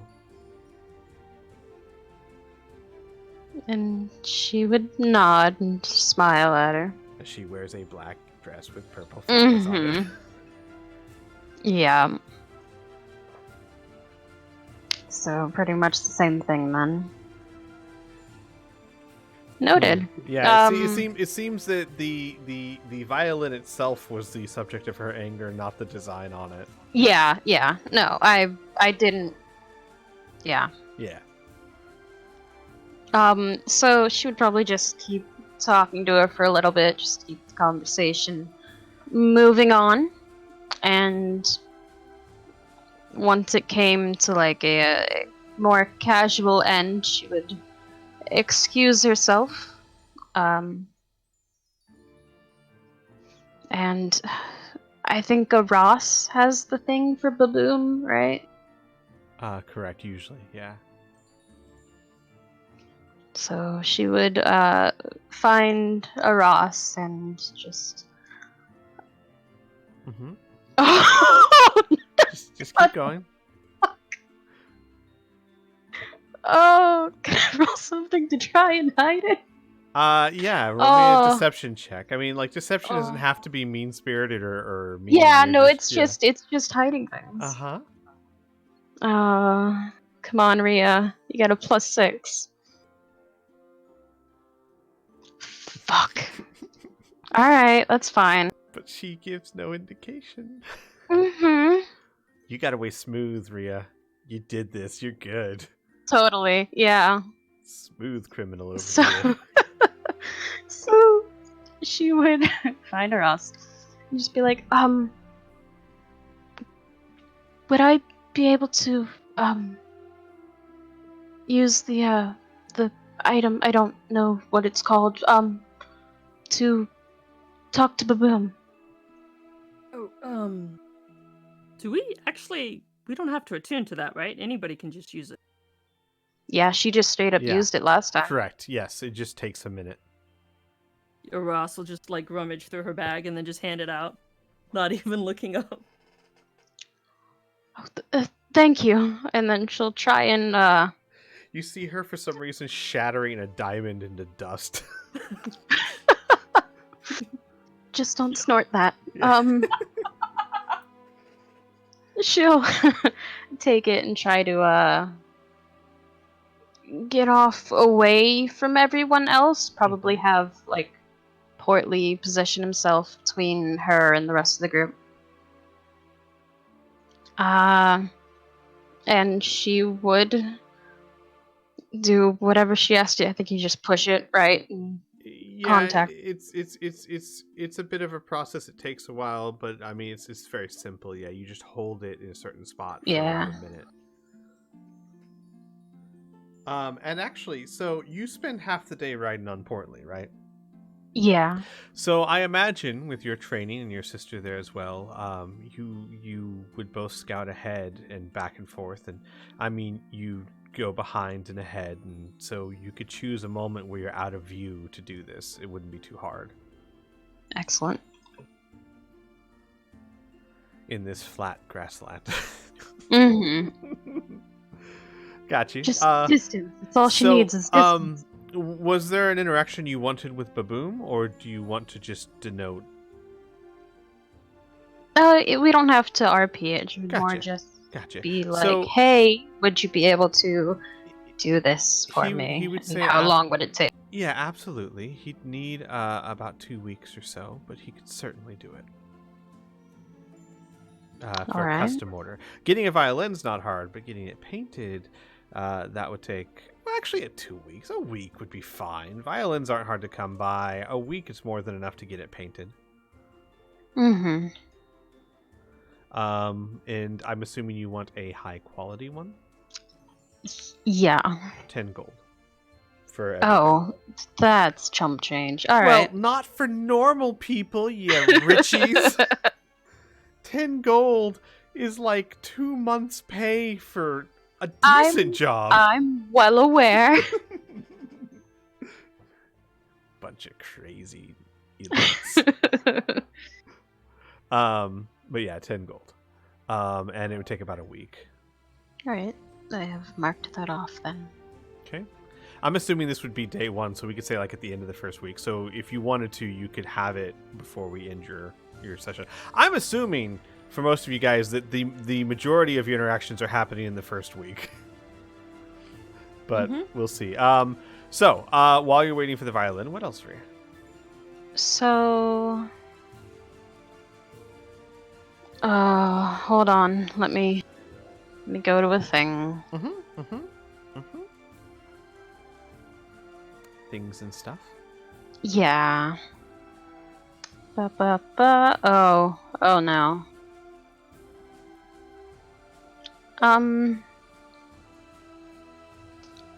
So that thing that I sent you, I think I'm probably going to keep it in order and hold off on the other thing. So I will. Yeah, I'm gonna wait until the thing before it happens, which I would like to possibly do in the first week as soon as I have the violin. Yeah. So we'll keep this on the same turn because you'll get the violin at the end of the week. Okay. And it is beautiful. It's not the same violin. It's a glossier shade of black. This one's a bit shinier than the one she used to have. The flowers are purple, but they're a deeper purple and a different... Well, did you denote what kind of flower?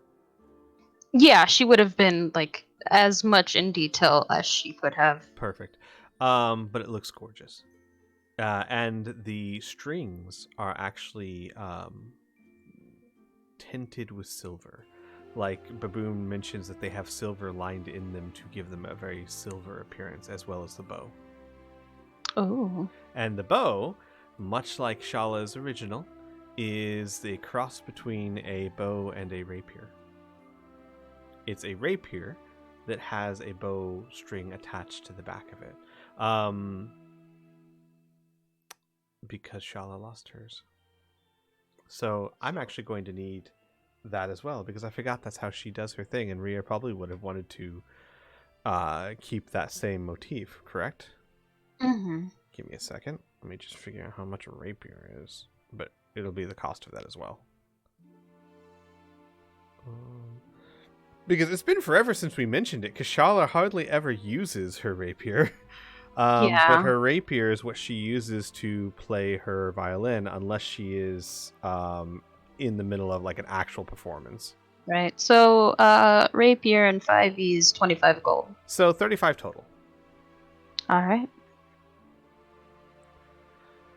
I'll do the math for that later. So, as soon as she has it, she will sort of strap it to one of the sides on Portly, and have him facing so that side is away from the group, and she will approach Shala again, probably during a moment when we're like resting. Sure, like in the mansion or resting outside.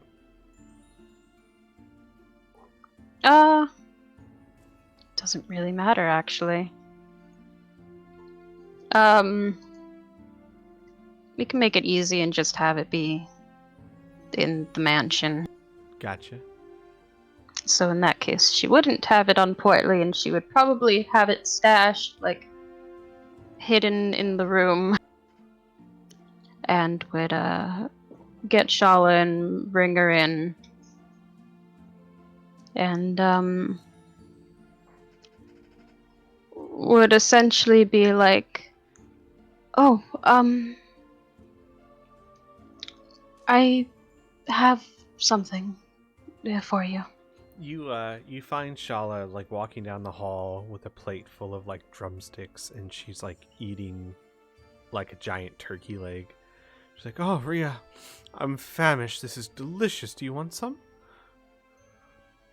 I mean, she'd probably take a bite or something. She won't Gotcha. turn it down. And That's not priority. She'll follow you to the room, of course. And she's just like standing there, like nibbling on this turkey leg. What is it? So romantic, Squeak. She doesn't know what you're doing. I know. Oh. You've gotten to the comfortable part of your relationship. That's your fault. No, I'm well aware that I've done this to myself.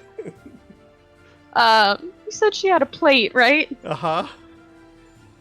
So, she'd probably be like, oh, if you could just, set that down for a moment. I have something. She will put the plate down and, like, swallow what she has in her mouth. Oh. Whatever could it be?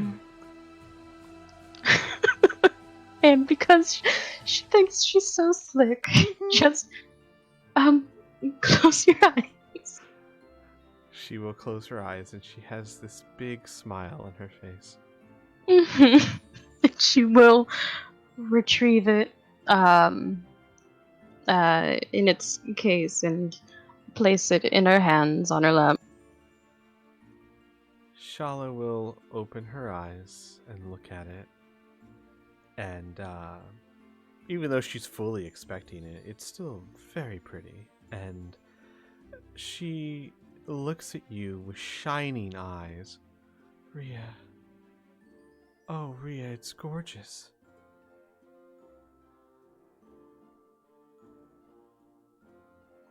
I asked Baboon to get it as close as possible.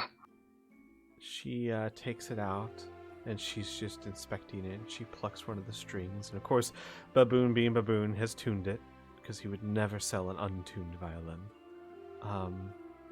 And she just nods, and she goes, "Oh, it's wonderful. Thank you. I mean it, thank you."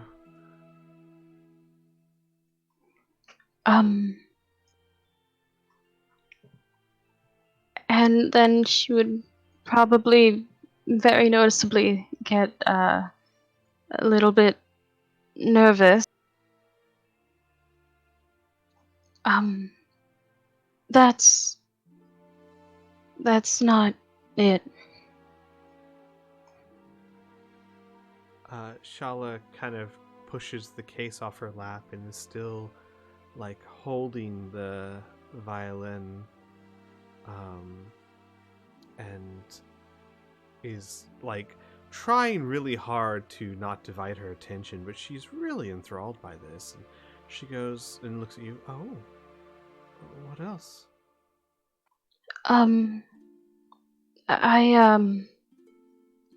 She'll take a seat next to her.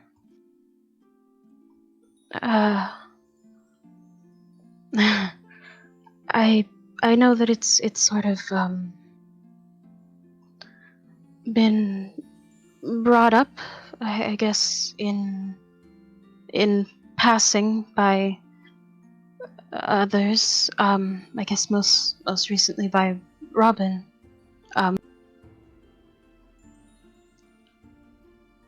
I wanted to know your opinion on something. Okay. Why are you so nervous, Rhea?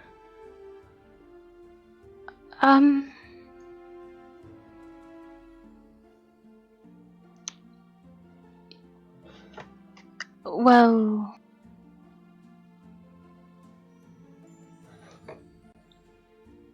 what?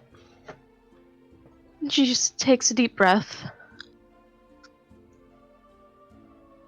What would be your thoughts on getting married? There's a sound as the violin hits the floor with a thong.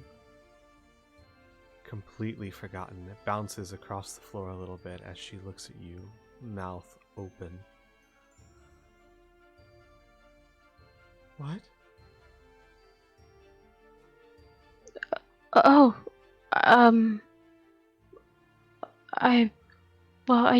I thought that,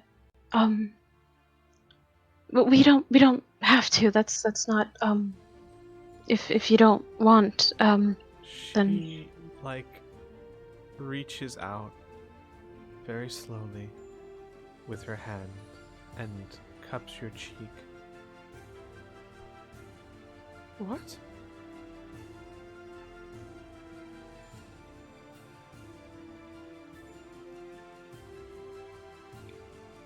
she just stares at her, waiting for a bit more of an explanation than a what.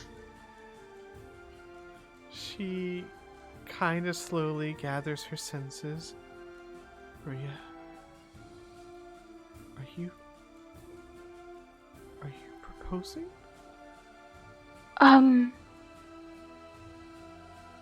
But not, that wasn't, no, and she'll stand up and rummage through, her side pouch and bring out the ring and get down on one knee. Now I am.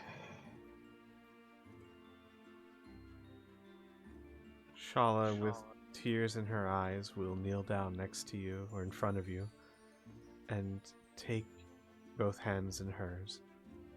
Yes. 1,000 times yes. 1,000,000 lifetimes yes.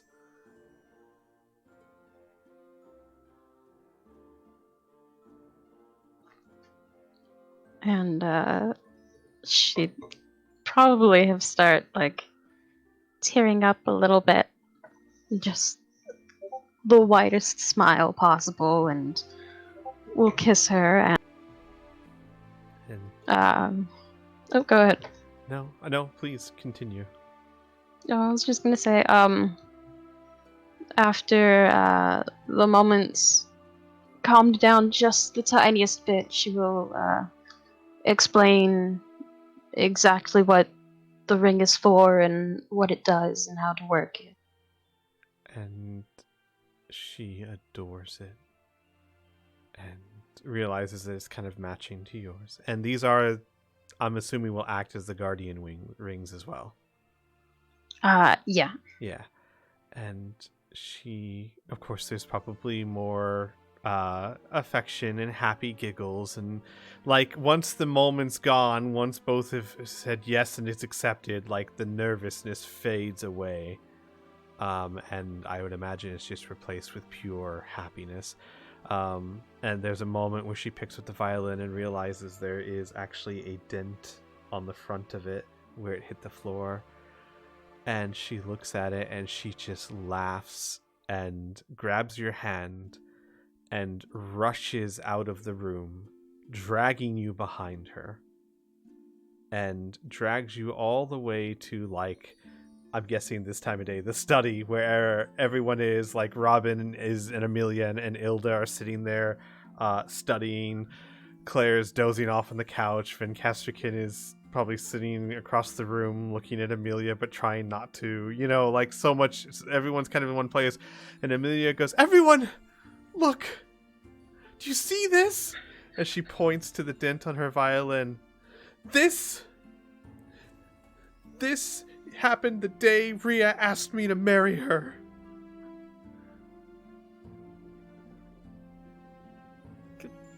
Congratulations? Isn't it wonderful? Robin will bow to them.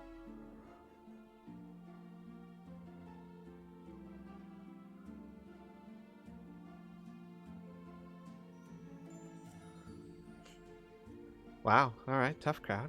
No one gives Right. a damn I'm except for sorry, I Robin. was muted. I'm sorry. Damn, guys. We'll just go Robin was somewhere there. else. I'm sorry, I was muted. Miri sweeps up and pulls both of you into a hug. But And mhm. pulls back and looks both of you in the eye. Be good to each other. Though I know I don't have to tell you. Be good to each other, Iso says, who's having a piggyback ride on Miri at the moment. Yes.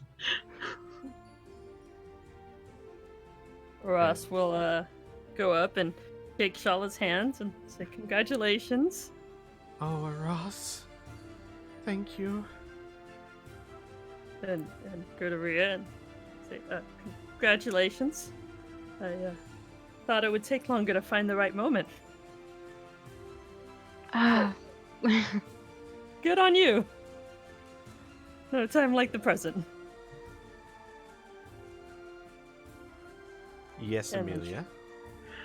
So, prestidigitation says that you can create a small non-magical trinket or illusion that can fit in your hand. Would you say that a handful of flower petals would count as that? Okay, I thought you were going with like a confetti popper, but yes, absolutely.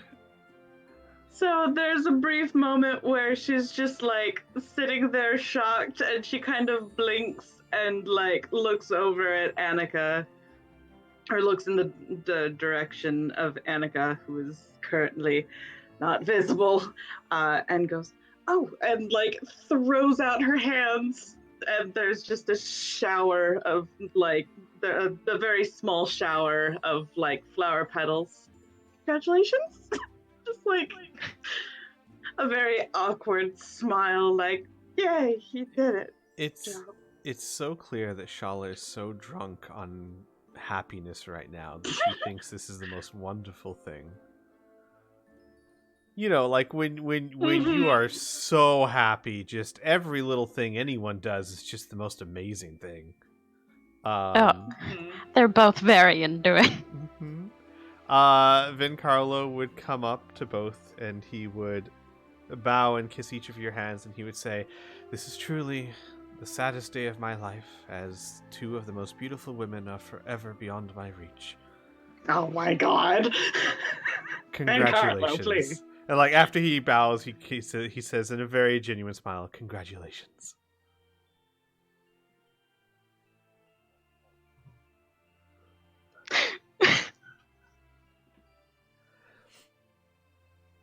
And you hear from the couch, "Kiss her already!" Half asleep, Claire, just head on the pillow. So glad my sister's so happy for me. She is. She's just not into the sappy stuff. Oh my god, she's gonna be that one at the wedding who, like, you know, when you like clink on the glasses every time and they're supposed to like kiss, she's just like every 2 seconds, clink, clink, clink, clink, clink. Just like, No. Take away your rights. She's gonna be the one at the wedding that gets drunk and gets that sudden regret that she doesn't have a boyfriend. Oh no. So then she just drinks way too much. Yeah. Goes home with Robin or something. Oh my god. Gonna break that boy. Just snapping him in half like a tooth. Why are you all so mean? What? Claire's wouldn't be mean, just rough. Poor soft Robin.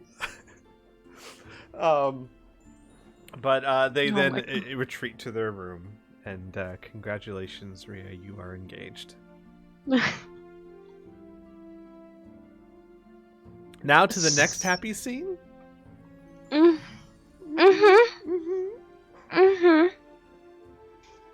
Oh boy. So I don't know. Do you want to keep going with me? Because this would probably be like second week. Okay, we'll move on to the second week then. Okay. And we'll start right back where we started, skipping Portly and Kitty. Aw. They have wonderful and important lives, and they're deeply. There was a moment. Understand why. There's a moment where Portly was chasing butterflies and could not figure out why Kitty wouldn't join him. And then it was Okay, gone. this is acceptable. Goddamn. Robin. Actually, I should point out. So week two rolls by, and you start getting through more grassland, and you get closer to Karamaga. you guys don't really have any need to go through the city at all. It'll actually take you a little bit out of your way compared to where you need to go. So unless the characters want to, there's no reason to go through the town itself. But Well, Mhm. were we able to get like clothing? Oh, they did when you went to. They got it at Bellswiff when you went to go see the orphans. Oh, okay. Yeah, so they've had clothes for a while. Good. The second week is very similar to the first. There's not a lot of excitement. The grassland stretches on ever more. You do travel down the river or up the river, so you have that babbling brook sound. And as the end of the week approaches, you start to see a massive cliff face off in the distance, which is the start of the Cinderlines. It's about a 100-foot tall sheer cliff that was created by a massive earthquake that rose that entire plate above the other, causing a very clear distinction between the grasslands of the Hinterlands and the Cinderlands. And Robin, we'll start with you. Second week. Anything in particular? Week 2, he will. Oh man, he's gonna lighten up a bit on Amelia because he doesn't want to drive her completely nuts. Because he's pretty sure that he's rather annoying most of the time, but he's not quite sure. But he is sure. So he's going to keep on lessons, but he'll give her a little more of her personal space. He'll still stalk her repeatedly, especially if she seems like she's gonna go see Van Casterkin. He'll loom nearby. He's going to keep Erdegar above the carts, keeping an eye out for any creepy wardrobe things approaching from behind. And he'll actually take his time to spend time on the carts with whoever is driving, because that seems like a really boring, tedious job just staring at the road trying to stay awake. And most of the time he'll probably fake sleep as to not take up conversation. He'll help drive if he can, but, you know, animals and dead things don't really... Yep, that's true. They don't like dead things very much. Got you. So the lessons slacken a little bit for Amelia. I will let you know Ilda does not. She is insatiable. It's been 2 weeks now. Her drive to learn, it's very clear that this woman is very driven. And on the second week, she's a little better. Oh, Ilda. I have her lifetime plus some. It's fine. She's a little better. Once she starts getting some of the... I was going to say once she gets the basics down. It's been a week. She picks things up a little better. You think it's more that she's probably getting less sleep and studying longer. But she is constantly, if not by your side, finding you to ask a question. One of the most hungriest students you've ever seen. He'll like open the little slot door in the cart and just talk through there while he's like fake sleeping. Mutter answers through that little door. And there is a moment, almost at the end of week 2, where Robin, you're outside. It's not in the mansion, it's outside, maybe lunchtime, maybe you're smoking or having a meal, but you're off to yourself a little bit. And Van Casterkin comes up with like his bowl of stew or whatever Marie had made. Oh no.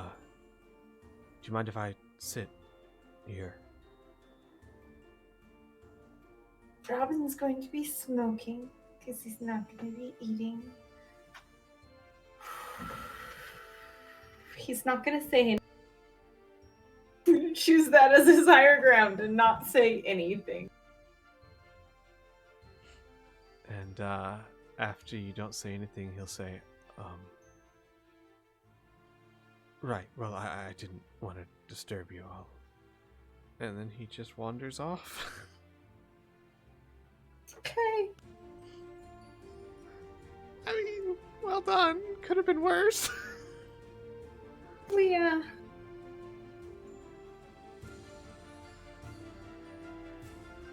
And anything else, Robin? No. Okay, making friends. This is good. Weary. Second week 2. Week 2. How obvious is it that Ilda is getting very wrapped up in all of this? Incessant. She's all she's talking about, and it's clear too. She has no social cues. She will talk about rising the dead and the advantages and disadvantages of it from a completely objective point of view. It's not like she's a scientist. She's still, she's not been formally educated beyond learning to read and write. She's certainly not the smartest. She has a 12 intelligence, but she has thrown aside any sense of right and wrong in this endeavor to learn how to fix her daughter, and will just have conversations of, I mean, I understand that raising a family member can be traumatic to those who experienced it, but it really could be quite useful if you could control them, or if they kept their sentience. She'll just do this at dinner time. Mm-hmm. Oh my god, Amelia ends up doing the mom thing of Mom, maybe not. Eating. This is amazing. She's not disturbed by it, but she's literally talking about necromancy at the table, and I feel like that should just be a general rule of no, we're eating meat, Mom. Amelia, I'd also be more concerned that, less than a year ago, your mom would have not even had such a conversation in the house. Necromancy, are you kidding me? But now it's just I see the merits of it. Obviously, it's not very common, and you'll probably get shunned from most towns, and I totally understand. Robin, is it good being undead? He's smoking. He says there's a lot of benefits, and I enjoy it. I prefer it over being alive. How do you handle the smell? Because you don't smell. I don't smell because I'm magically preserved. I see. So that's special. Normal undead like zombies, they aren't. Zombies are low level. They don't have a sentience. If it has a low sentience, basically, and you're one of me or a vampire, something of a higher form of a lich, you could pretty much just boss those things around and licks a finger, turns a page, puffs some. She nods, bends down in a book, starts writing something, absently reaches out with the other hand to grab whatever's for dinner. Oh my god. Oh boy. Okay. Yeah. So probably after dinner, Mary helps clean because that's what she does, mansion or no mansion. Mm-hmm. And we'll come find Ilda and sit down next to her. And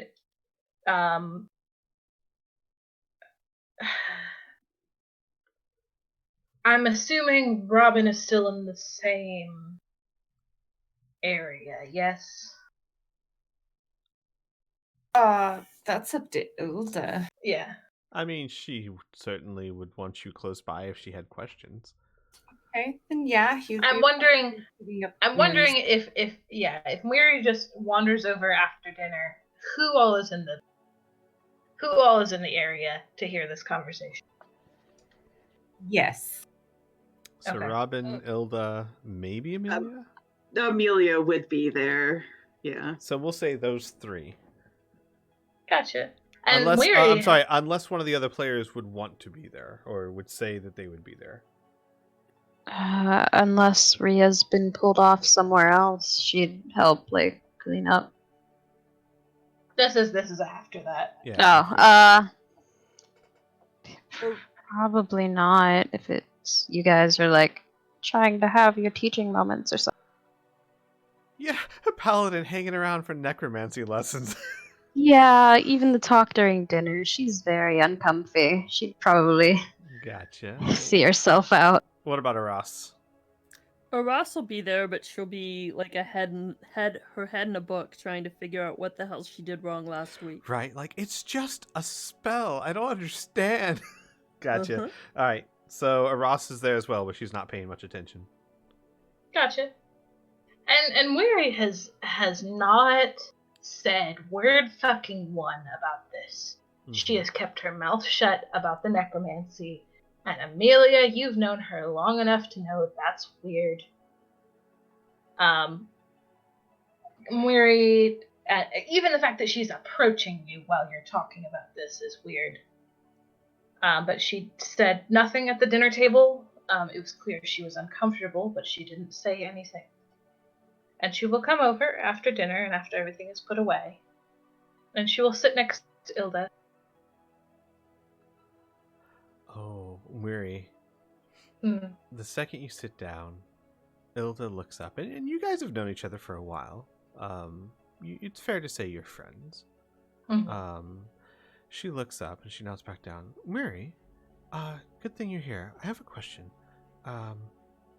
If someone, hypothetically speaking, has evil thoughts in their mind, selfish reasons and motivations for doing things, they are evil of thought, but all of their actions are beneficial to the people around them and the people that they care and support, are they good or bad? What are your thoughts? I think that it is very tempting to want to qualify thoughts as good or bad based on selfishness.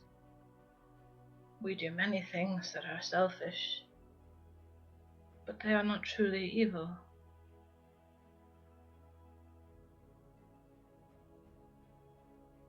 She nods. It is by action alone that you shape your place in the world, my dear. So motivations aren't important, actions are. Effects, results, you could say.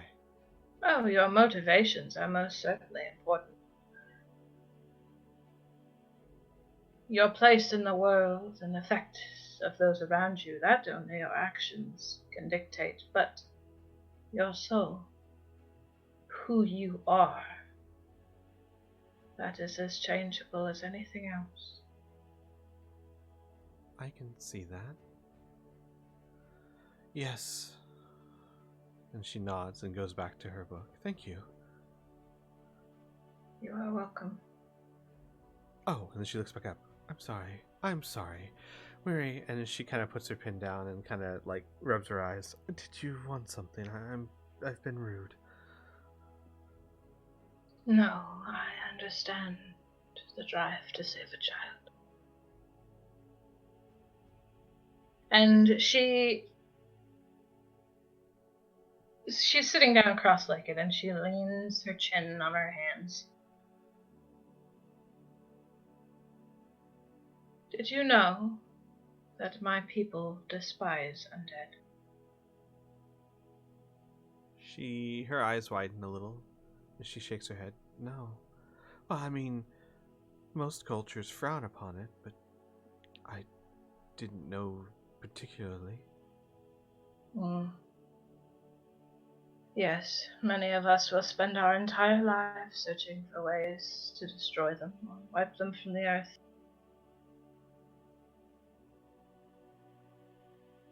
It must have been difficult traveling with Annika. And she takes a deep breath. I have never claimed to be a very good Kadal.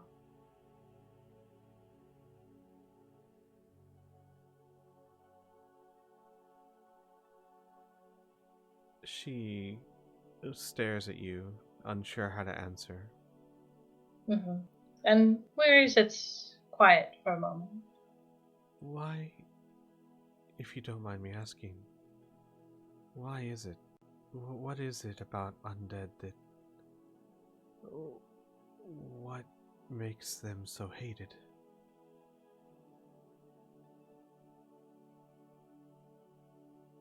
I think it depends on who you ask. Different clans could give you different answers depending on who leads them and which god they follow. That's mine, if you are looking for a more personal answer. She would nod.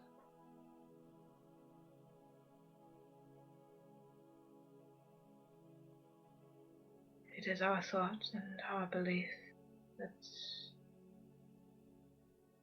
it is theft of the worst kind. Theft from who? The very gods themselves. The earth. I see. For when we die, it is our bodies that return to it, that feed a new life. So then it's physical undead. What about ghosts like Annika? There is no body. Her body, and she obviously struggles at this point. Her body was committed to the ground. Yes. Yes. But not just of the earth. Remember the gods too. So the Kadal believe that the gods own even our souls? Not own. But how can you steal something from someone who doesn't own it?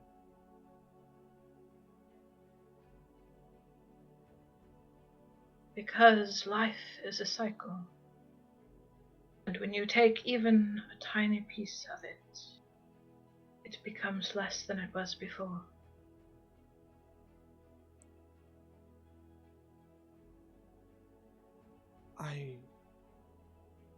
I'm not sure I understand. And help me. So, say Robin, for example. His soul, you're saying that it's no longer part of the world? She clicks her bill. No. No, he is very much part of the world. Well then, he hasn't been removed from the cycle.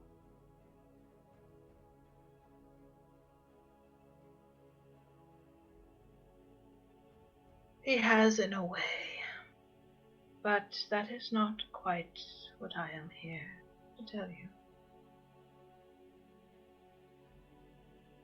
She nods. I cannot claim to be a very good Kadal, and I knew that the moment I left the forest.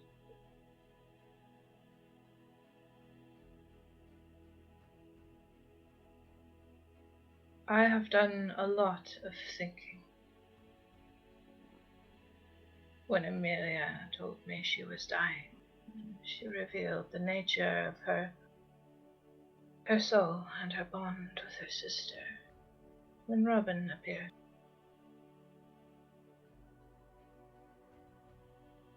and quite frankly, one can only take so many signs that one is being a bigot without finally learning to listen to them.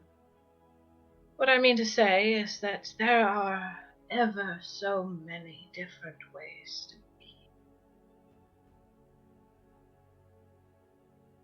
And just because my friends and my family and my children should live lives that I don't understand, it does not mean that they should have to suffer for my lack of understanding.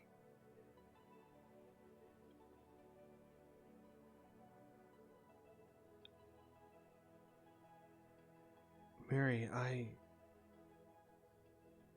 think I understand that. I'm glad. And I'm sorry this makes you uncomfortable. She shrugs. Truth be told, there's much about this I do not like.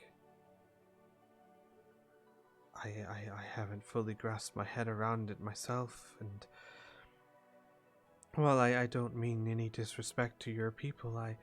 I'd have to say that while I've never really thought of it before, I'd have to say that my soul is mine to do with as I wish. But, well, there are other things, like how Robin must prepare the body, that I can't... I feel like there must be another way.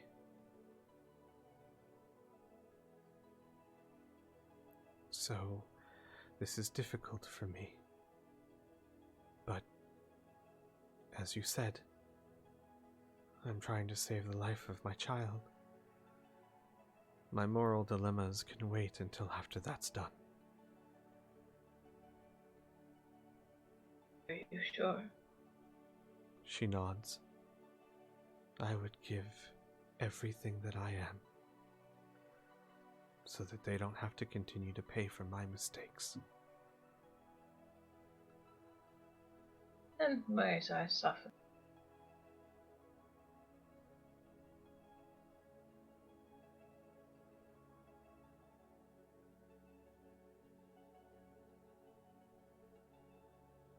But Hilda, my dear, you are not alone in this.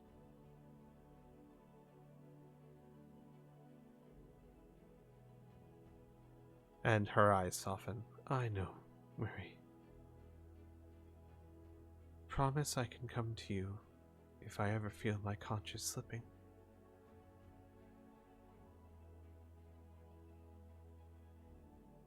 Upon my breath and the light within me. And she'll put a hand on your shoulder and squeeze it. And do not judge me harshly.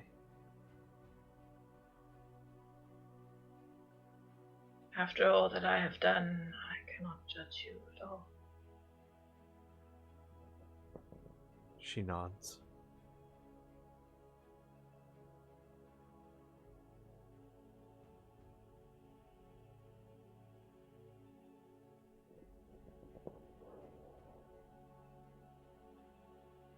And Mary rises and dusts off her whatever she's wearing at the moment. Right. Yeah. Her feathers. Her feathers, yeah. Dust off her feathers. I will leave you to your studies. And, I can't be sure, but Amelia, did you want to say something? You might have mentioned that Casterkin was in there or something? Uh-huh. Mm-hmm. Okay, just gonna stick a little, teeny tiny little panda. Okay, thanks. Moving on. Mm-hmm.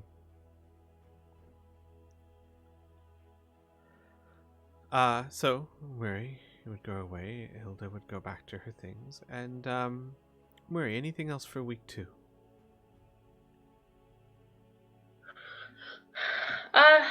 Yeah.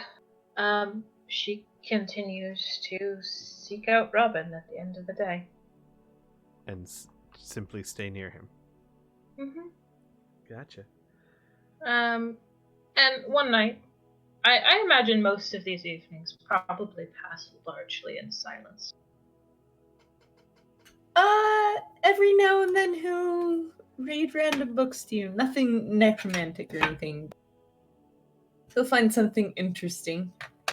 He likes very old, boring books like Old Man in the Boat and The Complete History of Rome. Mary doesn't seem to mind. But probably one night, just after a night of probably comfortable silence, she'll rest her chin on her hands.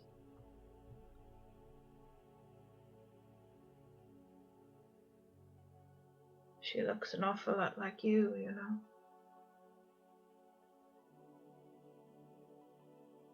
He lifts his eyes from his book but doesn't say anything.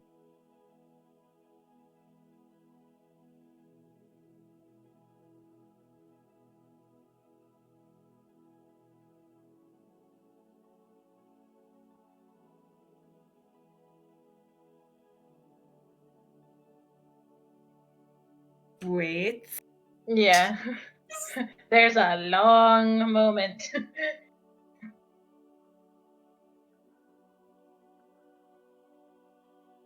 Looks very uncomfortable. Gotcha. She looks at you and her eyes soften.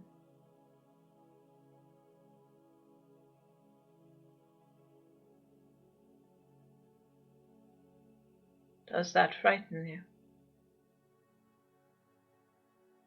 No, it concerns me for her. So, do you consider this someone breaking a cycle? I thought you might bring that up.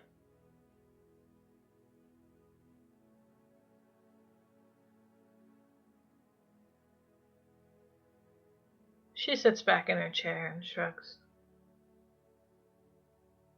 I am but an ant staring at the clouds. I know very little about the nature of the world, and as far as I'm concerned, you're a psycho in and of yourself.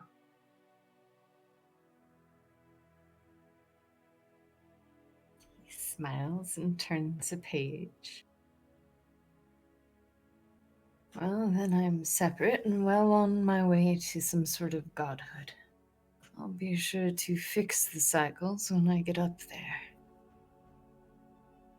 It's a large distance coming from hating something to accepting it, Miri. And it's probably not easy for you, it being your nature, but thank you.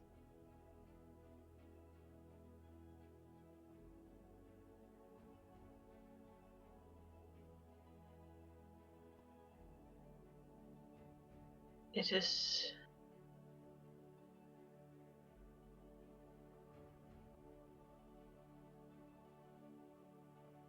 It is much to think about. Just because I don't understand doesn't mean I don't want to. You are part of my family now, Robin. And what happens to you concerns me a great deal.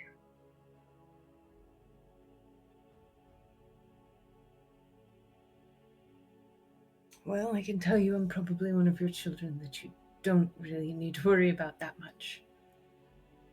And she... It's rare that you can get Miri to just, like, guffaw at you, but she absolutely... I do believe, Robin, this is the first time I've ever had a child that is many times my own age. You are no child of mine, Robin, and you do not have to pretend otherwise. He shrugs. Terminology, then, that was easy for you. We're a family, no matter what term you want to use after that, magic. I guess maybe in another 4 years when I switch out with this, I'll have to come looking for another spell from you. If that is what you wish. Do you Long know... enough. I would like for you to understand me given long enough. I mean, you don't have to read these, like, moves the necromancy books, like, far away from her. She snorts. Touching them will not burn my flesh, and reading them will not burn my eyes. Knowledge is knowledge.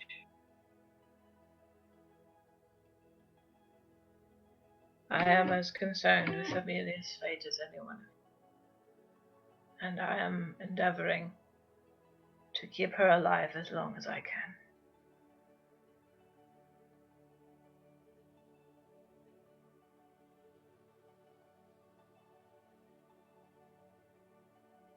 He nods to himself.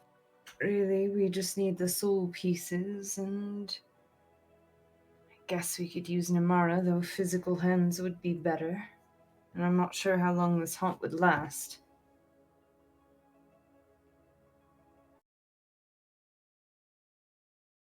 We'll save her. I'm not concerned in the slightest.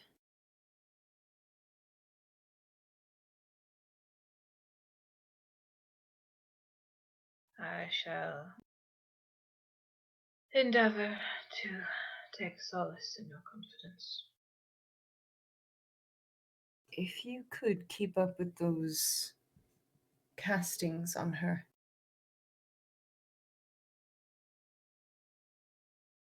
Anything that is needed of me, I will do.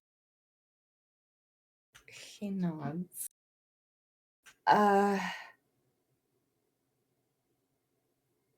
If possible, you might want to give her a few days off, though, every now and then, or Annika could get upset.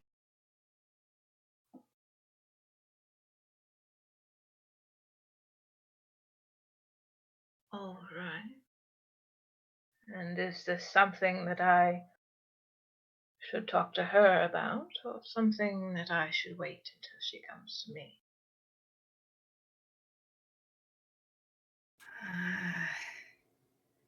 That would be a decision for you to make. I'll speak to her about it tomorrow. He nods slowly. And Miri, be gentle. They are both prisoners.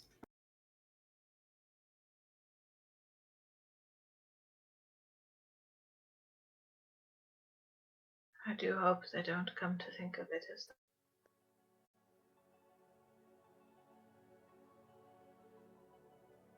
He leaves out that he assumes they already have.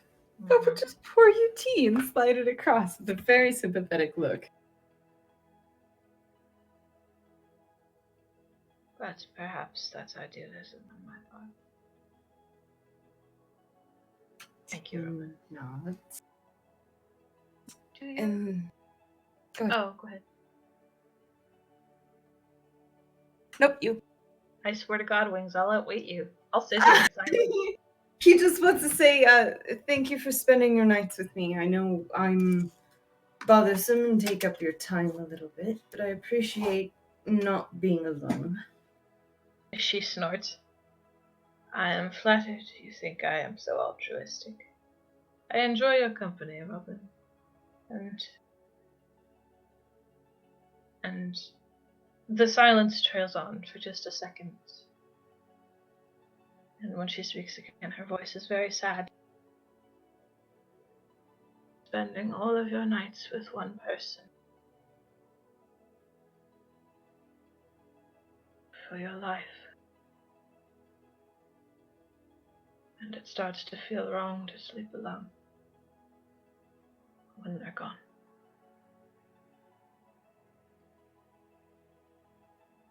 I am grateful for your company.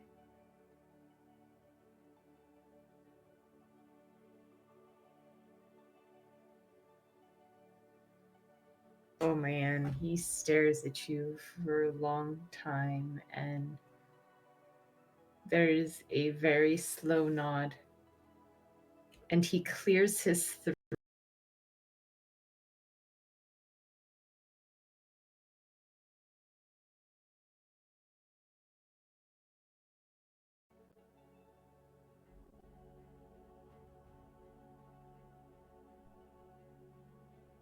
Hello? Hello. Hello. Sorry, everything just kind of disappeared on me for a second. I think I'm back. You all good now? I'm good. Sorry, please continue. Did you miss That was that us winning. heartwarming moment? I missed the very last thing Robin said as my Discord seemed to completely restart on me. That's fine. She just hit all the chords. Oh, I'm sorry. No. And I imagine they're quiet for quite a long time. This Moira finishes a cup of tea and Robin continues reading. She asked me to invite you, Isolanda.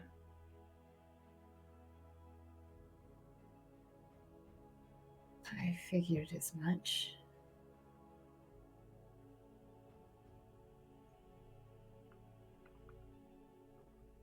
He seems very uncomfortable about the Isolanda conversation. Mm-hmm.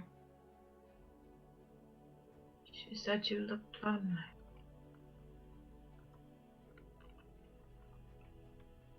I am lonely, Miri. Turns a page.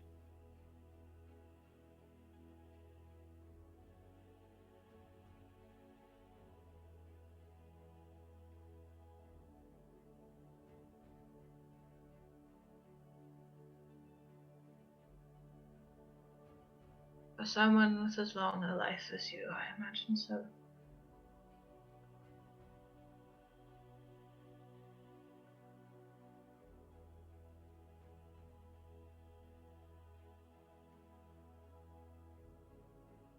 I'm sure there's something pleasant out there for me eventually. Licks finger, turns page. I just have to be patient long enough to find it. And then I'll keep it for all eternity.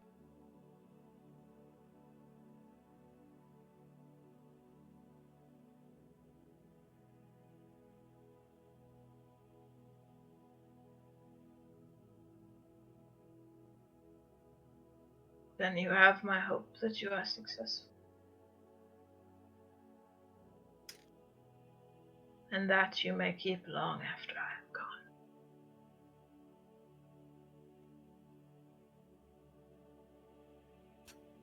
gone. Well, we'll have plenty of time prior to that, so that also seems to make him slightly uncomfortable.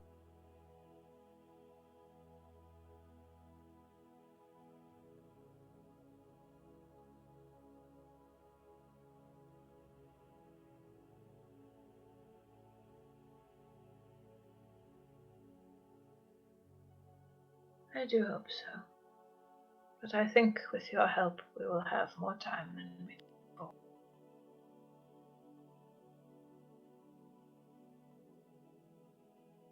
Good night, Robin. Good night, Mary. He looks very awkwardly at you and says, and since I can't be around, keep a very close eye on Isa for me.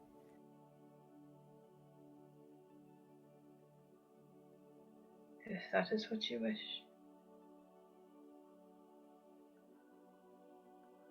Nods and is going to go for a walk. Sorry, Robin.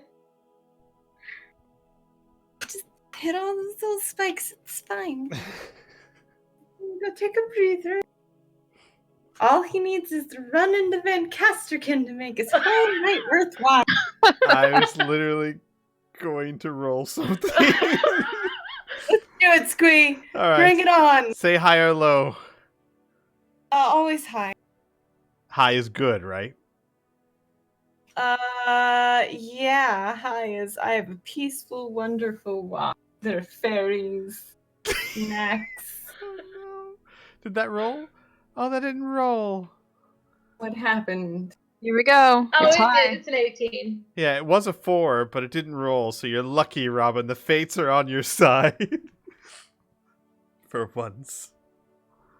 Excellent. You have a nice, peaceful stroll.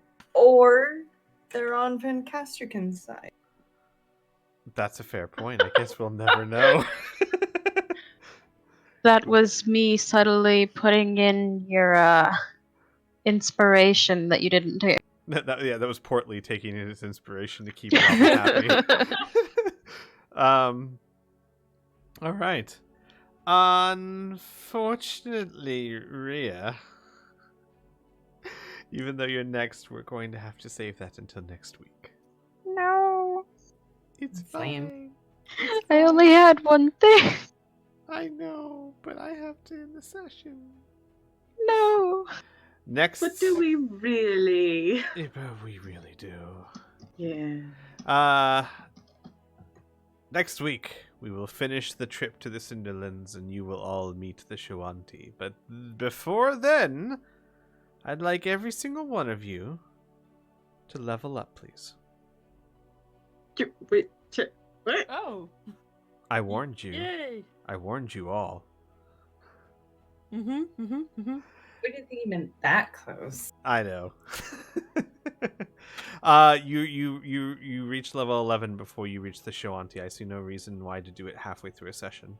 So, by all means, level up your characters to level 11, and congratulations. You've definitely earned it. You leveled up. Last time you leveled up was before you entered the Vivid Labyrinth. So, congrats. Welcome to the true double digits, as 0 doesn't count. Damn, rude. Yeah. And we will see you all next week as we find out what Rhea was holding off for. Yay! sure it's fine. Bye, everyone. Okay, bye. Bye.